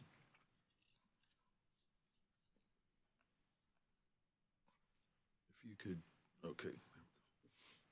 To place this chart in perspective, the cost of the No New Fossil portfolio is $600 million higher than the economically optimized portfolio under the base load forecast, but $3.1 billion, or more than 10% higher in cost under the high load forecast. Moreover, costs under the No New Fossil forecast are driven by the cost of BESS resources, and the analysis indicate that the amount of BESS necessary would increase from 1,000 megawatts in 2031 under the base load forecast to approximately 2,400 megawatts by 2031 and 3,000 megawatts by 2035 under the high load forecast. Witness News has testified that the cost of BESS assumed for purposes of the IRP are likely to be optimistic. So the sensitivity of that portfolio to the positive outcomes of economic development may be significantly higher than projected at this time. As concerns the path that Santee Cooper should follow in the near to midterm, The results of the supplemental analysis are fully consistent with the results of the May 2023 analysis. Once again, for all portfolios where fossil resources could be selected, and for all sensitivities related to those portfolios, the analysis show that a large NGCC is the correct resource to replace WINYA, and the addition of substantial solar through the early 2030s is also an important strategy for the Santee Cooper system. In the summary of my direct testimony, I testified that the original modeling showed that the NGCC and solar resource combination was the correct choice, whenever it was possible to choose it, regardless of what portfolio was considered or which sensitivity was evaluated. The supplemental analysis reinforces that conclusion. This is Table 4 from my rebuttal testimony. Table 4 shows that under the original and supplemental analyses, all portfolios that allow fossil resources add between 2,350 megawatts and 2,800 megawatts of solar between 26 and 2035, and add at least 1,020 megawatts of NGCC resources when WINYA retires. This means the NGCC and solar resource combination is the correct choice, assuming a planning reserve margin of either 17 or 18%, and assuming the addition of 672 megawatts of Central's PPAs, or not assuming it. Imposing annual phase-in strategies and limits on solar additions, or not imposing them. Specifically, the analysis shows the NGCC plus solar combination is the optimum generation path, whether the goal of the planning process is to minimize cost and risks, as in the economically optimized portfolio, phase out coal generation capacity on the Santee Cooper system, as in the future coal retirement scenario, or provide a path to minimizing CO2 emissions from 2030 to 2050, as in the net zero by 2050 portfolio. Moreover, under the sensitivity analysis, the NGC and solar resource decisions were found to be appropriate whether the future brings the low, mid, or high range load forecast, fuel prices like the low reference or high fuel price assumptions, capital costs for fossil projects that are as assumed or even 50% higher than assumed, or government policy that imposes significant charges on utilities for producing carbon, or government policy that continues not to do so. Santee Cooper has complied with the ORS's recommendation and conducted supplemental analyses which incorporated the recommendations to provide the requested comparisons. The supplemental analyses support the same basic conclusions and near-term action plans as the analyses included in the original 2023 IRP filed on May 15, 2023, namely that Santee Cooper should proceed with further actions and investigations to determine how best to implement the NGCC resource upon WINYA retirement, either acting independently of or jointly with Dominion Energy of South Carolina, and then proceed with initial implementation activities. 2, begin implementing approximately 300 megawatts per year on average of solar power in concert with its competitive procurement of renewable energy process just approved by this commission. And 3, further evaluate a range of important issues for possible consideration in future planning updates, including impacts of CO2 regulations and other regulatory developments, cross-retirement options, best implementation considerations, and reliability and resiliency of portfolios heavily dependent on intermittent renewable resources and energy-limited battery storage. Regarding the direct testimony of other interveners, the critiques and challenges made in the direct testimony on behalf of certain interveners do not change my conclusions that the modeling and analyses presented in Santee Cooper's original 2023 IRP and the supplemental analyses presented in the addendum are appropriate. The alternative recommendations of the interveners generally bias the results toward renewable and battery-intensive portfolios. However, Santee Cooper has intentionally used assumptions regarding capital, operations and maintenance, and system operating cost associated with renewable resources and battery storage systems that we expect to result in reasonable but optimistically low projected costs for renewables and BESS, and these adjustments provide a very fair but favorable assessment of those resources. Examples of these favorable assumptions include extending IRA-type incentives for the full length of the planning horizon through 2052, even though the IRA is projected by NREL to expire earlier. Assuming a 30-year useful life for battery resources, which is 15 to 20 years longer, which is longer than the 15 to 20-year expected useful life. Not accounting for the impact of renewable resources on spinning reserve requirements, not accounting for the additional cost of assuring resiliency during lengthy extreme weather events where the system relies heavily on renewable resources, and not explicitly adding allowances for decommissioning and disposal costs for solar and battery resources. Santee Cooper has attempted to consider renewable resources and BESS fairly and constructively in its IRP.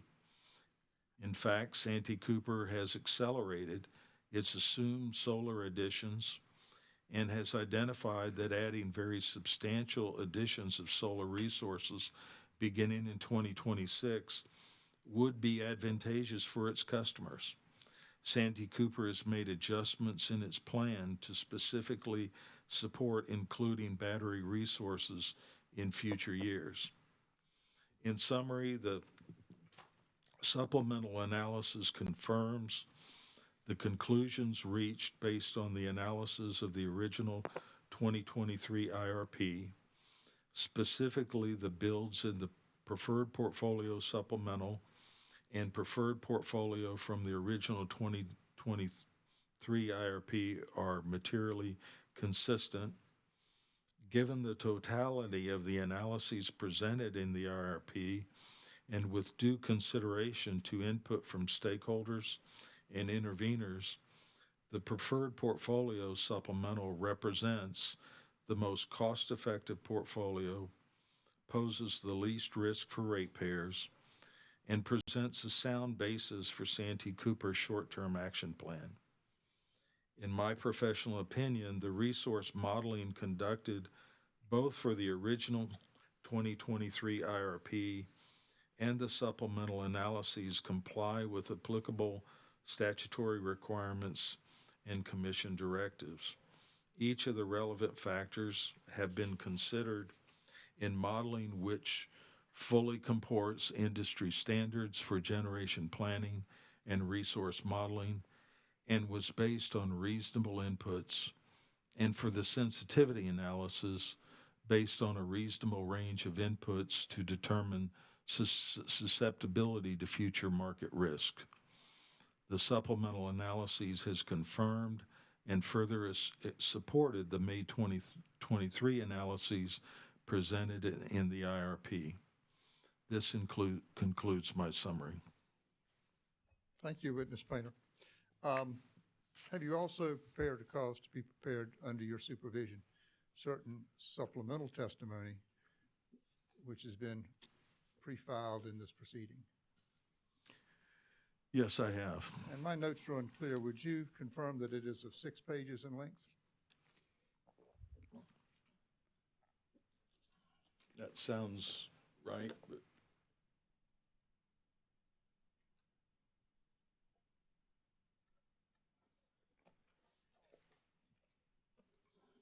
Book 2. We can certainly just do that subject to check.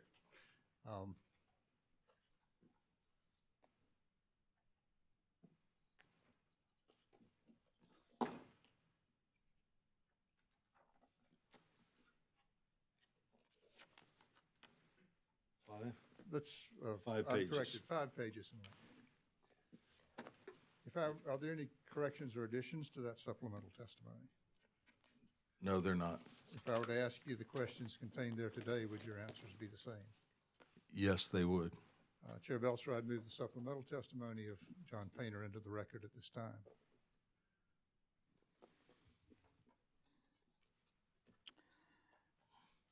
Mr. Painter's supplemental rebuttal will be entered into the record as if given from the stand. I'm showing that there was a confidential version.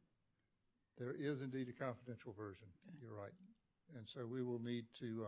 I'm not sure that the commission has ruled. Have we issued an order granting confidentiality to that yet?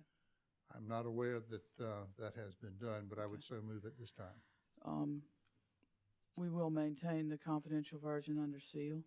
Thank you, Chair Belcher. And grant confidential treatment to that testimony. Very good. And Witness Painter will, when he gives his summary, be careful not to use any of the figures related to certain cost matters that are confidential, I believe. That is there in the summary in front of you. Have you prepared a summary of that testimony, Witness Painter? Yes, I have. Would you please give that very brief summary to the commission and the parties? Yes, my supplemental testimony provides clarification related to 2 misleading claims made by CCL witness Anna Summer regarding transmission cost and natural gas transportation cost associated with locating new NGCC units at the Kennedy site. Witness Summer testified that Santee Cooper underestimated the transmission cost associated with constructing capacity at Kennedy's based on her misunderstanding that the associated transmission costs were assumed to be only $20 million. That is entirely incorrect. The transmission cost assumed in evaluating the preferred portfolio supplemental were actually $458 million. This includes off-site transmission upgrades to support delivering energy from the Kennedy site to Santee Cooper load centers, which is estimated to be $443 million, and Santee Cooper's share of the cost of physically interconnecting the new generator to transmission lines at that site, which is $15 million due to the sharing of these costs with Dominion. The $458 million in transmission costs included in the preferred portfolio supplemental are many times higher than those presented by Witness Summer and are reasonable estimates based on the transmission analyses dated June 2023. Witness Summer also claimed that Santee Cooper underestimated the annual cost of natural gas firm transportation for the 2031 NGCC capacity, which she testified could be substantially higher than the 116 million per year included in the analysis. She provided a high range estimate which was based on her review of a proposal for a new greenfield pipeline, but that is not a realistic option for supplying natural gas to the site and is not meaningful basis for estimating anticipated cost. Witness Summers' low-end estimate includes costs associated related to delivering an additional 100,000 decatherms per day of firm natural gas to Dominion's local distribution company, which serves the Charleston and other load centers in the Low Country. Santee Cooper will not be responsible for those costs, and they should not be included in a reasonable estimate. Witness Summer further claims that material costs for a lateral to connect the CGT pipeline to Kennedy's have been omitted, but the full and appropriate costs for the required lateral have in fact been included. Witness Summer suggests that the cost of providing gas service to the site should be increased to allow for variable cost of natural gas, but these variable costs are already accounted for in the fuel cost forecast used in the IRP analysis, and it would not be appropriate to include them in the fixed cost of firm transportation. Following her suggestion would result in double counting. Witness Summer's testimony incorrectly interprets RFP responses Santee Cooper was provided for firm natural gas service to the Kennedy site and suggests that inflationary pressures and supply constraints are not included in the estimates. That is incorrect. The cost estimates used in Santee Cooper's 2023 IRP are based on actual RFP responses from bidders, which include bidders' assessment of inflationary pressures and supply constraints that apply to their bids. In sum, the natural gas supply cost and transmission cost assumed in the analyses represent sound planning assumptions, and Witness Summers' critique in no way calls them into question. This includes my testimony. Thank you. Mr. Painter. Mr. Davis, would you please state your name for the record? My name is Bob Davis, or Robert Davis, is titled on direct and rebuttal testimony. Very good. Mr. Davis, by whom are you employed and in what capacity? I'm employed by Infront Consulting, LLC, as an executive consultant. Did you prepare or cause to be prepared under your direction 67 pages of direct testimony that was pre-filed with the Commission in this proceeding? I did. Do you have any changes or additions to that testimony? No, I do not. If I were to ask you the questions contained in that testimony today, would your answers be the same? Yes. Chair Belser, I'd move Witness Davis's direct testimony into the record at this time. Mr. Davis's pre-filed direct testimony will be entered into the record as if given from the stand. And Mr. Davis, are there any exhibits to that pre-filed testimony? Yes, there are. Direct Exhibit RLD-1, which is my resume. Direct Exhibit RLD-2, which is the annual resource additions by portfolio. And Direct Exhibit RLD-3, which lists all portfolios and sensitivity cases that were evaluated for the IRP. Do you have any changes or additions to those exhibits? No, I do not. Chair Belser, I'd move those three exhibits into the record at this time. The pre-filed direct exhibits of Mr. Davis, listed as RLD-1 through RLD-3, will be a composite exhibit marked for identification as hearing Exhibit 14 and received into the evidence of this case. Mr. Davis, have you prepared a summary of your direct testimony? I have. Would you please provide that to the Commission and to the parties? Good morning, Chair Belser and members of the Commission. I'm assuming it's still morning. In my direct testimony, I address the methodology, major assumptions, and analyses used to prepare Santee Cooper's 2023 Integrated Resource Plan and summarize the results of those analyses. Santee Cooper prepared its 2023 IRP considering four alternative foundational portfolio strategies: an economically optimized portfolio, which assumed retirement of the Wynya Generating Station by 2029, a future coal retirement portfolio, which assumed retirement of the Wynya and Cross Generating Stations by 29 and 2034, respectively, a no new fossil generation portfolio that assumed Wynya retirement by 2029, included the restriction that neither fossil-fueled nor nuclear resources could be added to meet future capacity needs, and a net zero CO2 by 2050 portfolio that assumed Wynya and Cross retirements by 29 and 2034, respectively, and targeted reductions of CO2 emissions, achieving a 70% reduction from 2005 levels by 2030 and a 90% reduction by 2050. The four foundational portfolios represent a broad range of potential resource development strategies that could be undertaken by Santee Cooper and, when combined with evaluations performed for sensitivity assumptions, provide a robust set of results from which Santee Cooper can draw conclusions and develop a recommended preferred portfolio. To develop these portfolios, Santee Cooper used the Encompass model, which is a well-accepted resource planning and dispatch simulation software tool to optimize resource additions over the 23 through 2052 study period.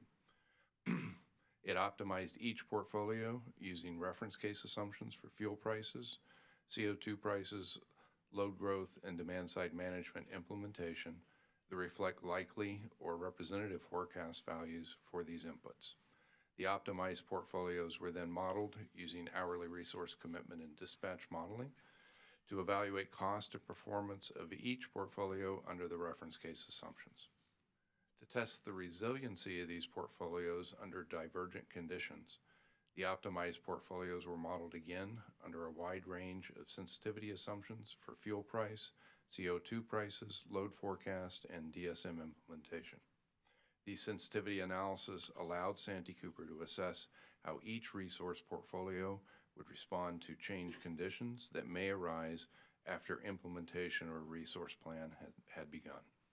Additionally, Santee Cooper prepared sensitivity analysis that modeled the assumptions that the forecasted capital cost for fossil resources would increase by 50%, while, as unlikely as it might be, the capital cost of renewable resources remained as forecasted, and also evaluated multiple potential dates for retirement of the Cross Generating Station. In total, Santee Cooper evaluated a total of 43 separate optimized portfolios under the reference and sensitivity case assumptions. In my direct testimony, I discussed specific assumptions included in the modeling, including assumptions regarding the resources to be modeled, the cost and performance of those resources, the effective load carrying capability of renewable resources, the integration cost of renewable resources, the cost of transmission upgrades, and the reference case assumptions. In my professional opinion, the assumptions used were reasonable and were developed in a manner that represents industry best practices and incorporate input and feedback received through stakeholder processes conducted for the IRP. This specifically includes assumptions relating to natural gas supply cost and transmission upgrades. With respect to available resources to meet Santee Cooper's projected need for 1,500 megawatts of additional capacity by 2029, Santee Cooper modeled 3 natural gas fueled combined cycle options of varying sizes, 2 natural gas fueled combustion turbine peaking options of varying sizes, 1 aeroderivative combustion turbine option, 1 multi-unit reciprocating internal combustion engine peaking option, 1 small modular nuclear reactor resource, and utility-scale renewable and energy storage options, including solar photovoltaic, onshore wind, offshore wind, and battery energy storage systems, or BESS resources. Because all assumptions were modeled consistent across the foundational portfolios, and because all portfolios meet Santee Cooper's capacity planning and operating reliability criteria, it was possible to compare results across the foundational portfolios to identify the resource planning strategies that were most likely to achieve the lowest cost and risk for Santee Cooper, as well as to compare CO2 emissions across portfolios. Additionally, by comparing optimized resource additions that were generally common across the portfolios, and by reviewing the risk caused by changes in major assumptions for fuel prices, CO2 prices, and load, it was possible to identify those resources most likely to form the basis of a preferred portfolio for Santee Cooper. Santee Cooper used 7 metrics to evaluate and compare the foundational portfolios. These metrics include net present value, or NPV costs, over the study period, a minimax regret score, a measure of fuel cost resiliency, CO2 emissions, generation diversity, clean energy proportion, and a fixed cost obligations. Based on the reference case and the fuel and CO2 price sensitivities evaluated, the economically optimized portfolio scores best on the 2 primary metrics that reflect overall cost to customers, specifically net present value cost and minimax regret. It also scores best on the fixed cost obligation metric that measures the degree to which fixed costs are locked in upon the choice of a specific resource planning strategy, and so measures an important aspect of Santee Cooper's ability to reduce its cost structure if conditions change during the planning horizon. The economically optimized portfolio also reflects the most diverse portfolio of resources, reflecting less resilience on any one type or any one fuel or resource type, indicating that the portfolio may be better able to withstand disruptions in market conditions. The future coal retirement portfolio, which retires the cross-generating station in addition to the Wynyard generating station, is currently projected to result in significantly higher costs than the economically optimized portfolio. The net zero CO2 by 2050 portfolio is also projected to result in significantly higher cost under the reference case and most sensitivities, which would result in less affordable electricity prices for Santee Cooper's customers, but as might be expected, performs better than the other portfolios under the high CO2 price sensitivity case. The no new fossil generation portfolio has the least reliance on natural gas-fueled resources, and accordingly, the lowest exposure to fuel price variations. However, it is also, I said that wrong, the lowest exposure to fuel price variations. However, it is also among the highest cost portfolios under the reference case assumptions and has relatively high fixed cost obligations.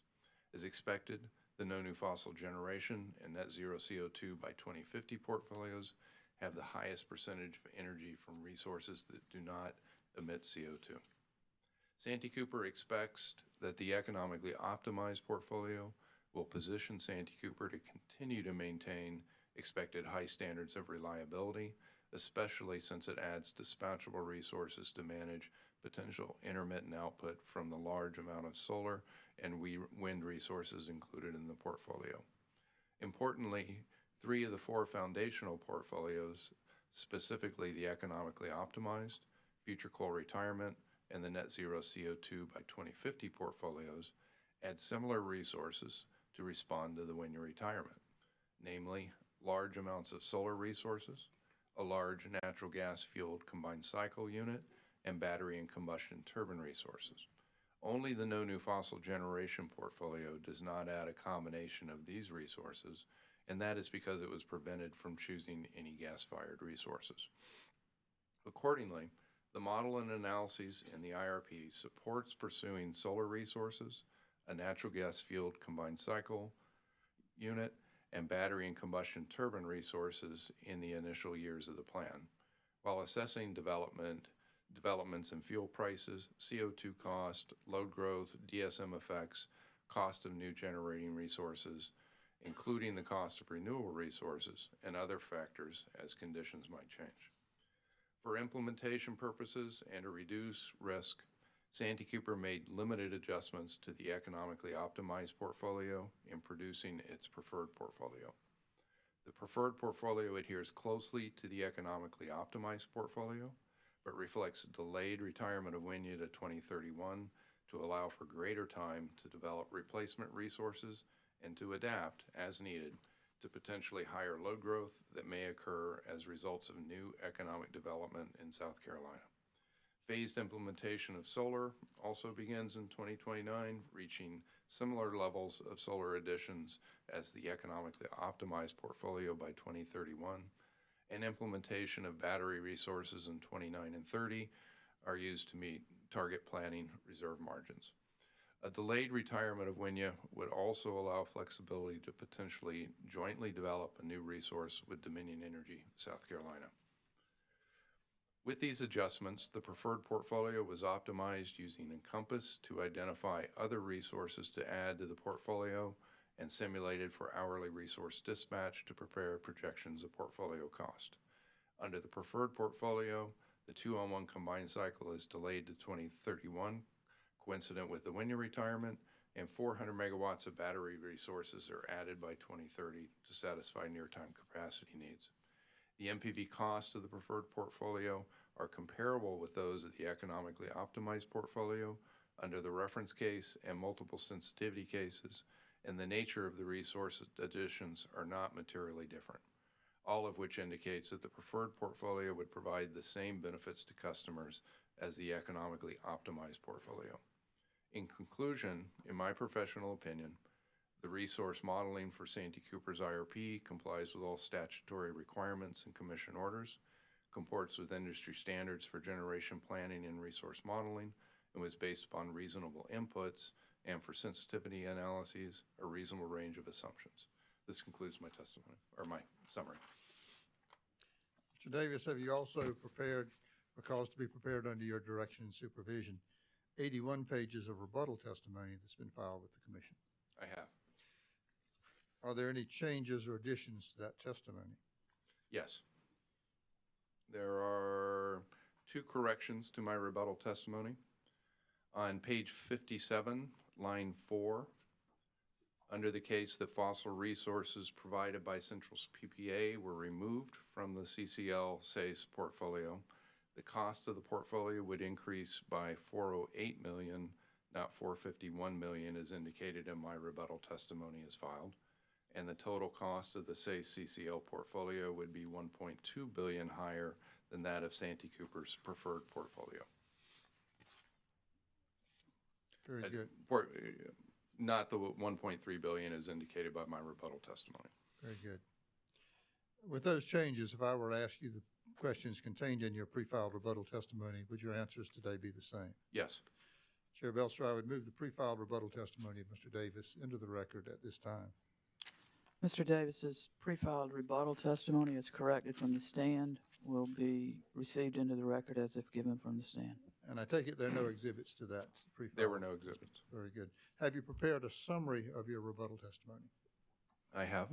Would you please provide that to the commissioners and to the parties? In my rebuttal testimony, I present the supplemental modeling of Santee Cooper's electric system prepared in response to the ORS requests. Specifically, in preparing the supplemental analysis, Santee Cooper changed the target planning reserve margin for the winter season from 17% to 18% beginning in 2026. Assumed the WINYA generating station is retired on January 1st, 2031. Included the proposed central PPA resources as system resources under all portfolios. Included annual limits for solar and onshore wind resource additions in all portfolios, and included multiple configurations of a potential combined cycle joint resource developed with Dominion as a resource available under all portfolios.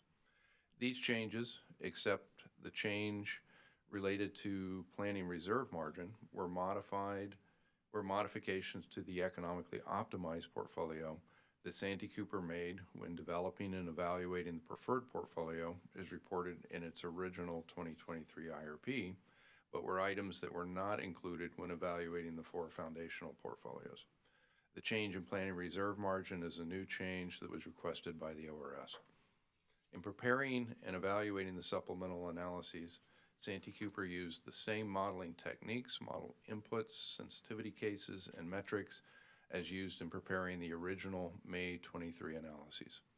all portfolios except, by design, the No New Fossil Generation Portfolio Supplemental selected the joint resource as the optimum resource to be placed in service in 2031, coinciding with the retirement of Wynya. All portfolios add significant amounts of solar resources and further add battery, wind, combined cycle combustion turbine, and other peaking resources as economics indicate and is required to meet future capacity and energy needs. Santee Cooper evaluated both the economically optimized portfolio supplemental and the closely related preferred portfolio supplemental on a comparable basis with all other portfolios as the ORS requested.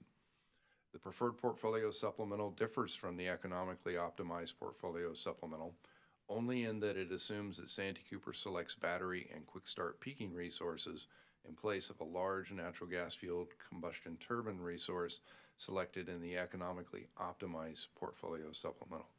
This is the only difference between the two portfolios, and it results in a preferred portfolio supplemental that is marginally less expensive in net present value terms than the economically optimized portfolio supplemental.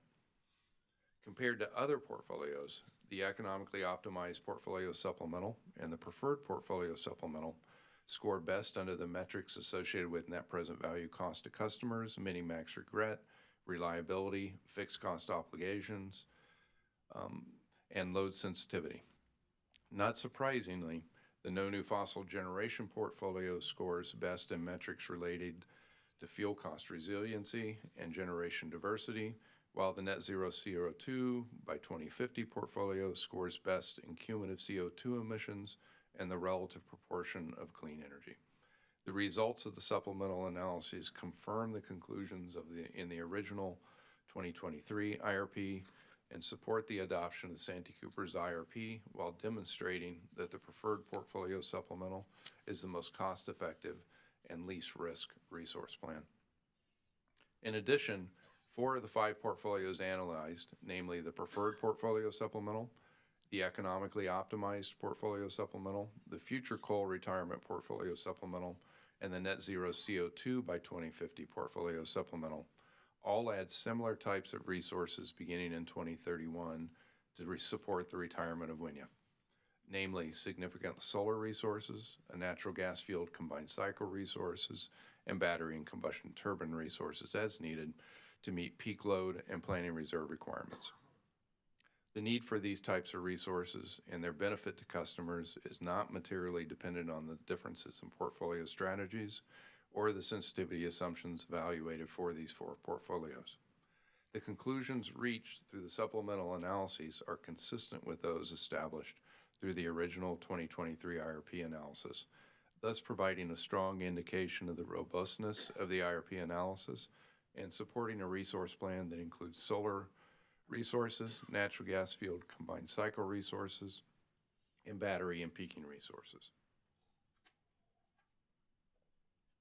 The supplemental analyses support Santee Cooper pursuing these resources while continuing to assess developments in fuel prices, CO2 costs and regulations, load growth, DSM effects, cost of new generating resources, including cost of renewable resources, and other factors as conditions change. In my professional opinion, the resource modeling conducted in the supplemental analyses for Santee Cooper's IRP comply with all statutory requirements and commission orders and comports with industry standards for generation planning and resource modeling, and was based on reasonable inputs and for sensitivity analysis, a reasonable range of assumptions. In addition, the supplemental analyses fully meet the suggestions provided by the ORS, confirm the conclusions of the original 2023 IRP, support the adoption of the preferred portfolio supplemental as the preferred plan to guide Santee Cooper's generation at this time, and support adoption of this IRP. In my rebuttal testimony, I also respond to certain modeling critiques, challenges, and suggestions of interveners concerning the modeling performed by Santee Cooper for its original 2023 IRP. With respect to CCL witness Hodling's testimony, I disagree with her assertion that the preferred portfolio adjusted is not the most reasonable and prudent means of meeting Santee Cooper's energy and capacity needs. that the preferred portfolio entails risks that are greater than a portfolio that relies on solar and battery resources to the exclusion of fossil resources, and that an alternative, say CCL portfolio, represented in Hodling's direct testimony, provides a lower risk, cost-effective plan. As clearly indicated in Santee Cooper's IRP, including the supplemental analyses, the retirement of the Wynya generating station can best be met by the addition of significant new solar resources and a large combined cycle resource, which together provide the lowest cost and overall risk portfolio strategy for Santee Cooper's customer. In my rebuttal testimony, I also respond to certain modeling analysis prepared by Witness Hodling to support say CCL portfolio, and note that these analyses contain multiple errors and unsupported assumptions that, once corrected, demonstrates that the say CCL portfolio is not lower cost or risk. Furthermore, even before correcting for these errors and unsupported assumptions, the say CCL portfolio is higher cost than the Santee Cooper preferred portfolio, adjusted. Additionally, I note that the direct testimony of Witness Hodling asserts but does not substantiate the risk of securing adequate natural gas supply at the potential Santee Cooper combined cycle resource site, and as such, reliance on such cursory findings is not justified. Witness Hodling recommends that Santee Cooper implement certain changes for its 2023 IRP related to modeling the EPA's proposed greenhouse gas rule, modeling off-system purchases as long-term options, supply options, and ignoring certain startup costs associated with central PPA resources. Santee Cooper opposes these changes for the reasons set forth in my rebuttal testimony. With respect to considerations for future regulations of greenhouse gas emissions, Santee Cooper has included results for CO2 sensitivity cases and results for CO2 emissions within the risk analyses presented in the original 2023 IRP and the supplemental analysis. Santee Cooper supports the recommendations of the ORS to consider for future IRP filings the EPA proposed rule, if such rule is adopted and not stayed.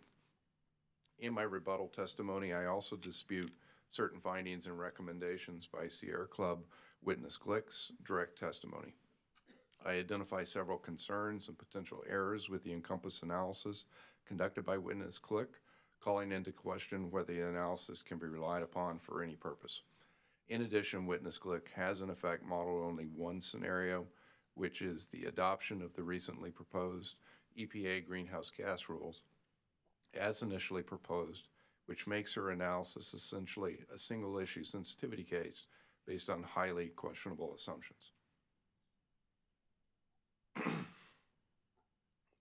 It is not an assessment from which the Commission can make determination about whether Santee Cooper's preferred portfolio are reasonable and prudent, and I recommend that the Commission disregard the analysis prepared and presented by Witness Glick. Turning to the testimony of SCEBA Witness Olson, he suggests that it is best practice to simulate a mathematical service that depicts the interrelationship between solar, battery, and other resources. Changing the analysis on this basis is unnecessary because Santee Cooper utilized ELCC assumptions that depict the interrelated synergistic effects of solar and battery resources based upon an ELCC study prepared by Estrope Consulting. Further, an ELCC surface is not best practice. Development of appropriate ELCC surface, especially a surface that encompasses multiple resource types as suggested by Witness Olson, would require the modeling of multiple types and sample quantities of resources and their integrated impact on system reliability, possibly leading to a very large, unrealistic number of simulations required to populate the data necessary to develop such a surface. I also disagree that Santee Cooper should procure 2,200 megawatts of solar by 2029. If the levels suggested by Witness Olson were adopted, incremental cost of integration would add approximately 50% to the cost of solar through 2030 when simulating portfolio optimization. The treatment of integration cost in my analysis is entirely accurate and supportable, and Witness Olson misinterprets it in the criticism he levels, including those contained in his rebuttal testimony. With respect to the Google Witness's testimony, Santee Cooper did not force a natural gas combined cycle resource into the preferred portfolio adjusted or any other portfolio either directly or by excluding other resources as suggested by the witness. Additionally, it would be a serious mistake to model an 8-hour battery resource with 100% ELCC credit as suggested by the Google witnesses when a significant amount of 4-hour battery resources are already installed. The ELCC values cited by the Google witness do not consider how the ELCC values would reduce for 8-hour battery resources when considering the effect of prior installed 4-hour battery resources. Finally, I do not agree that long-duration battery resources should be included in Santee Cooper's IRP portfolio at this time. These are unproven technologies, and Santee Cooper does not believe it would be prudent to rely on them when making near-term to medium-term power supply decisions on which future reliability and cost to customers depend. In conclusion, it is my expert opinion that Santee Cooper's 2023 IRP, including the supplemental analyses, fully complies with the IRP statute and best practices and should be approved by the Commission along with the selection of the preferred portfolio supplemental. This concludes my summary. Thank you, Chair Belser. Witness Wintermantle, Witness Painter, and Witness Davis are available for cross-examination and questions from the commissioners. Thank you, Mr. Ziegler. It's 12:20, I think. 12:20. Let's break for lunch and come back at 1:30. Gentlemen, you're under oath. I ask that you not discuss your testimony with anyone or allow it to be discussed in your presence. And with that, we'll break for lunch and come back at 1:30. Thank you.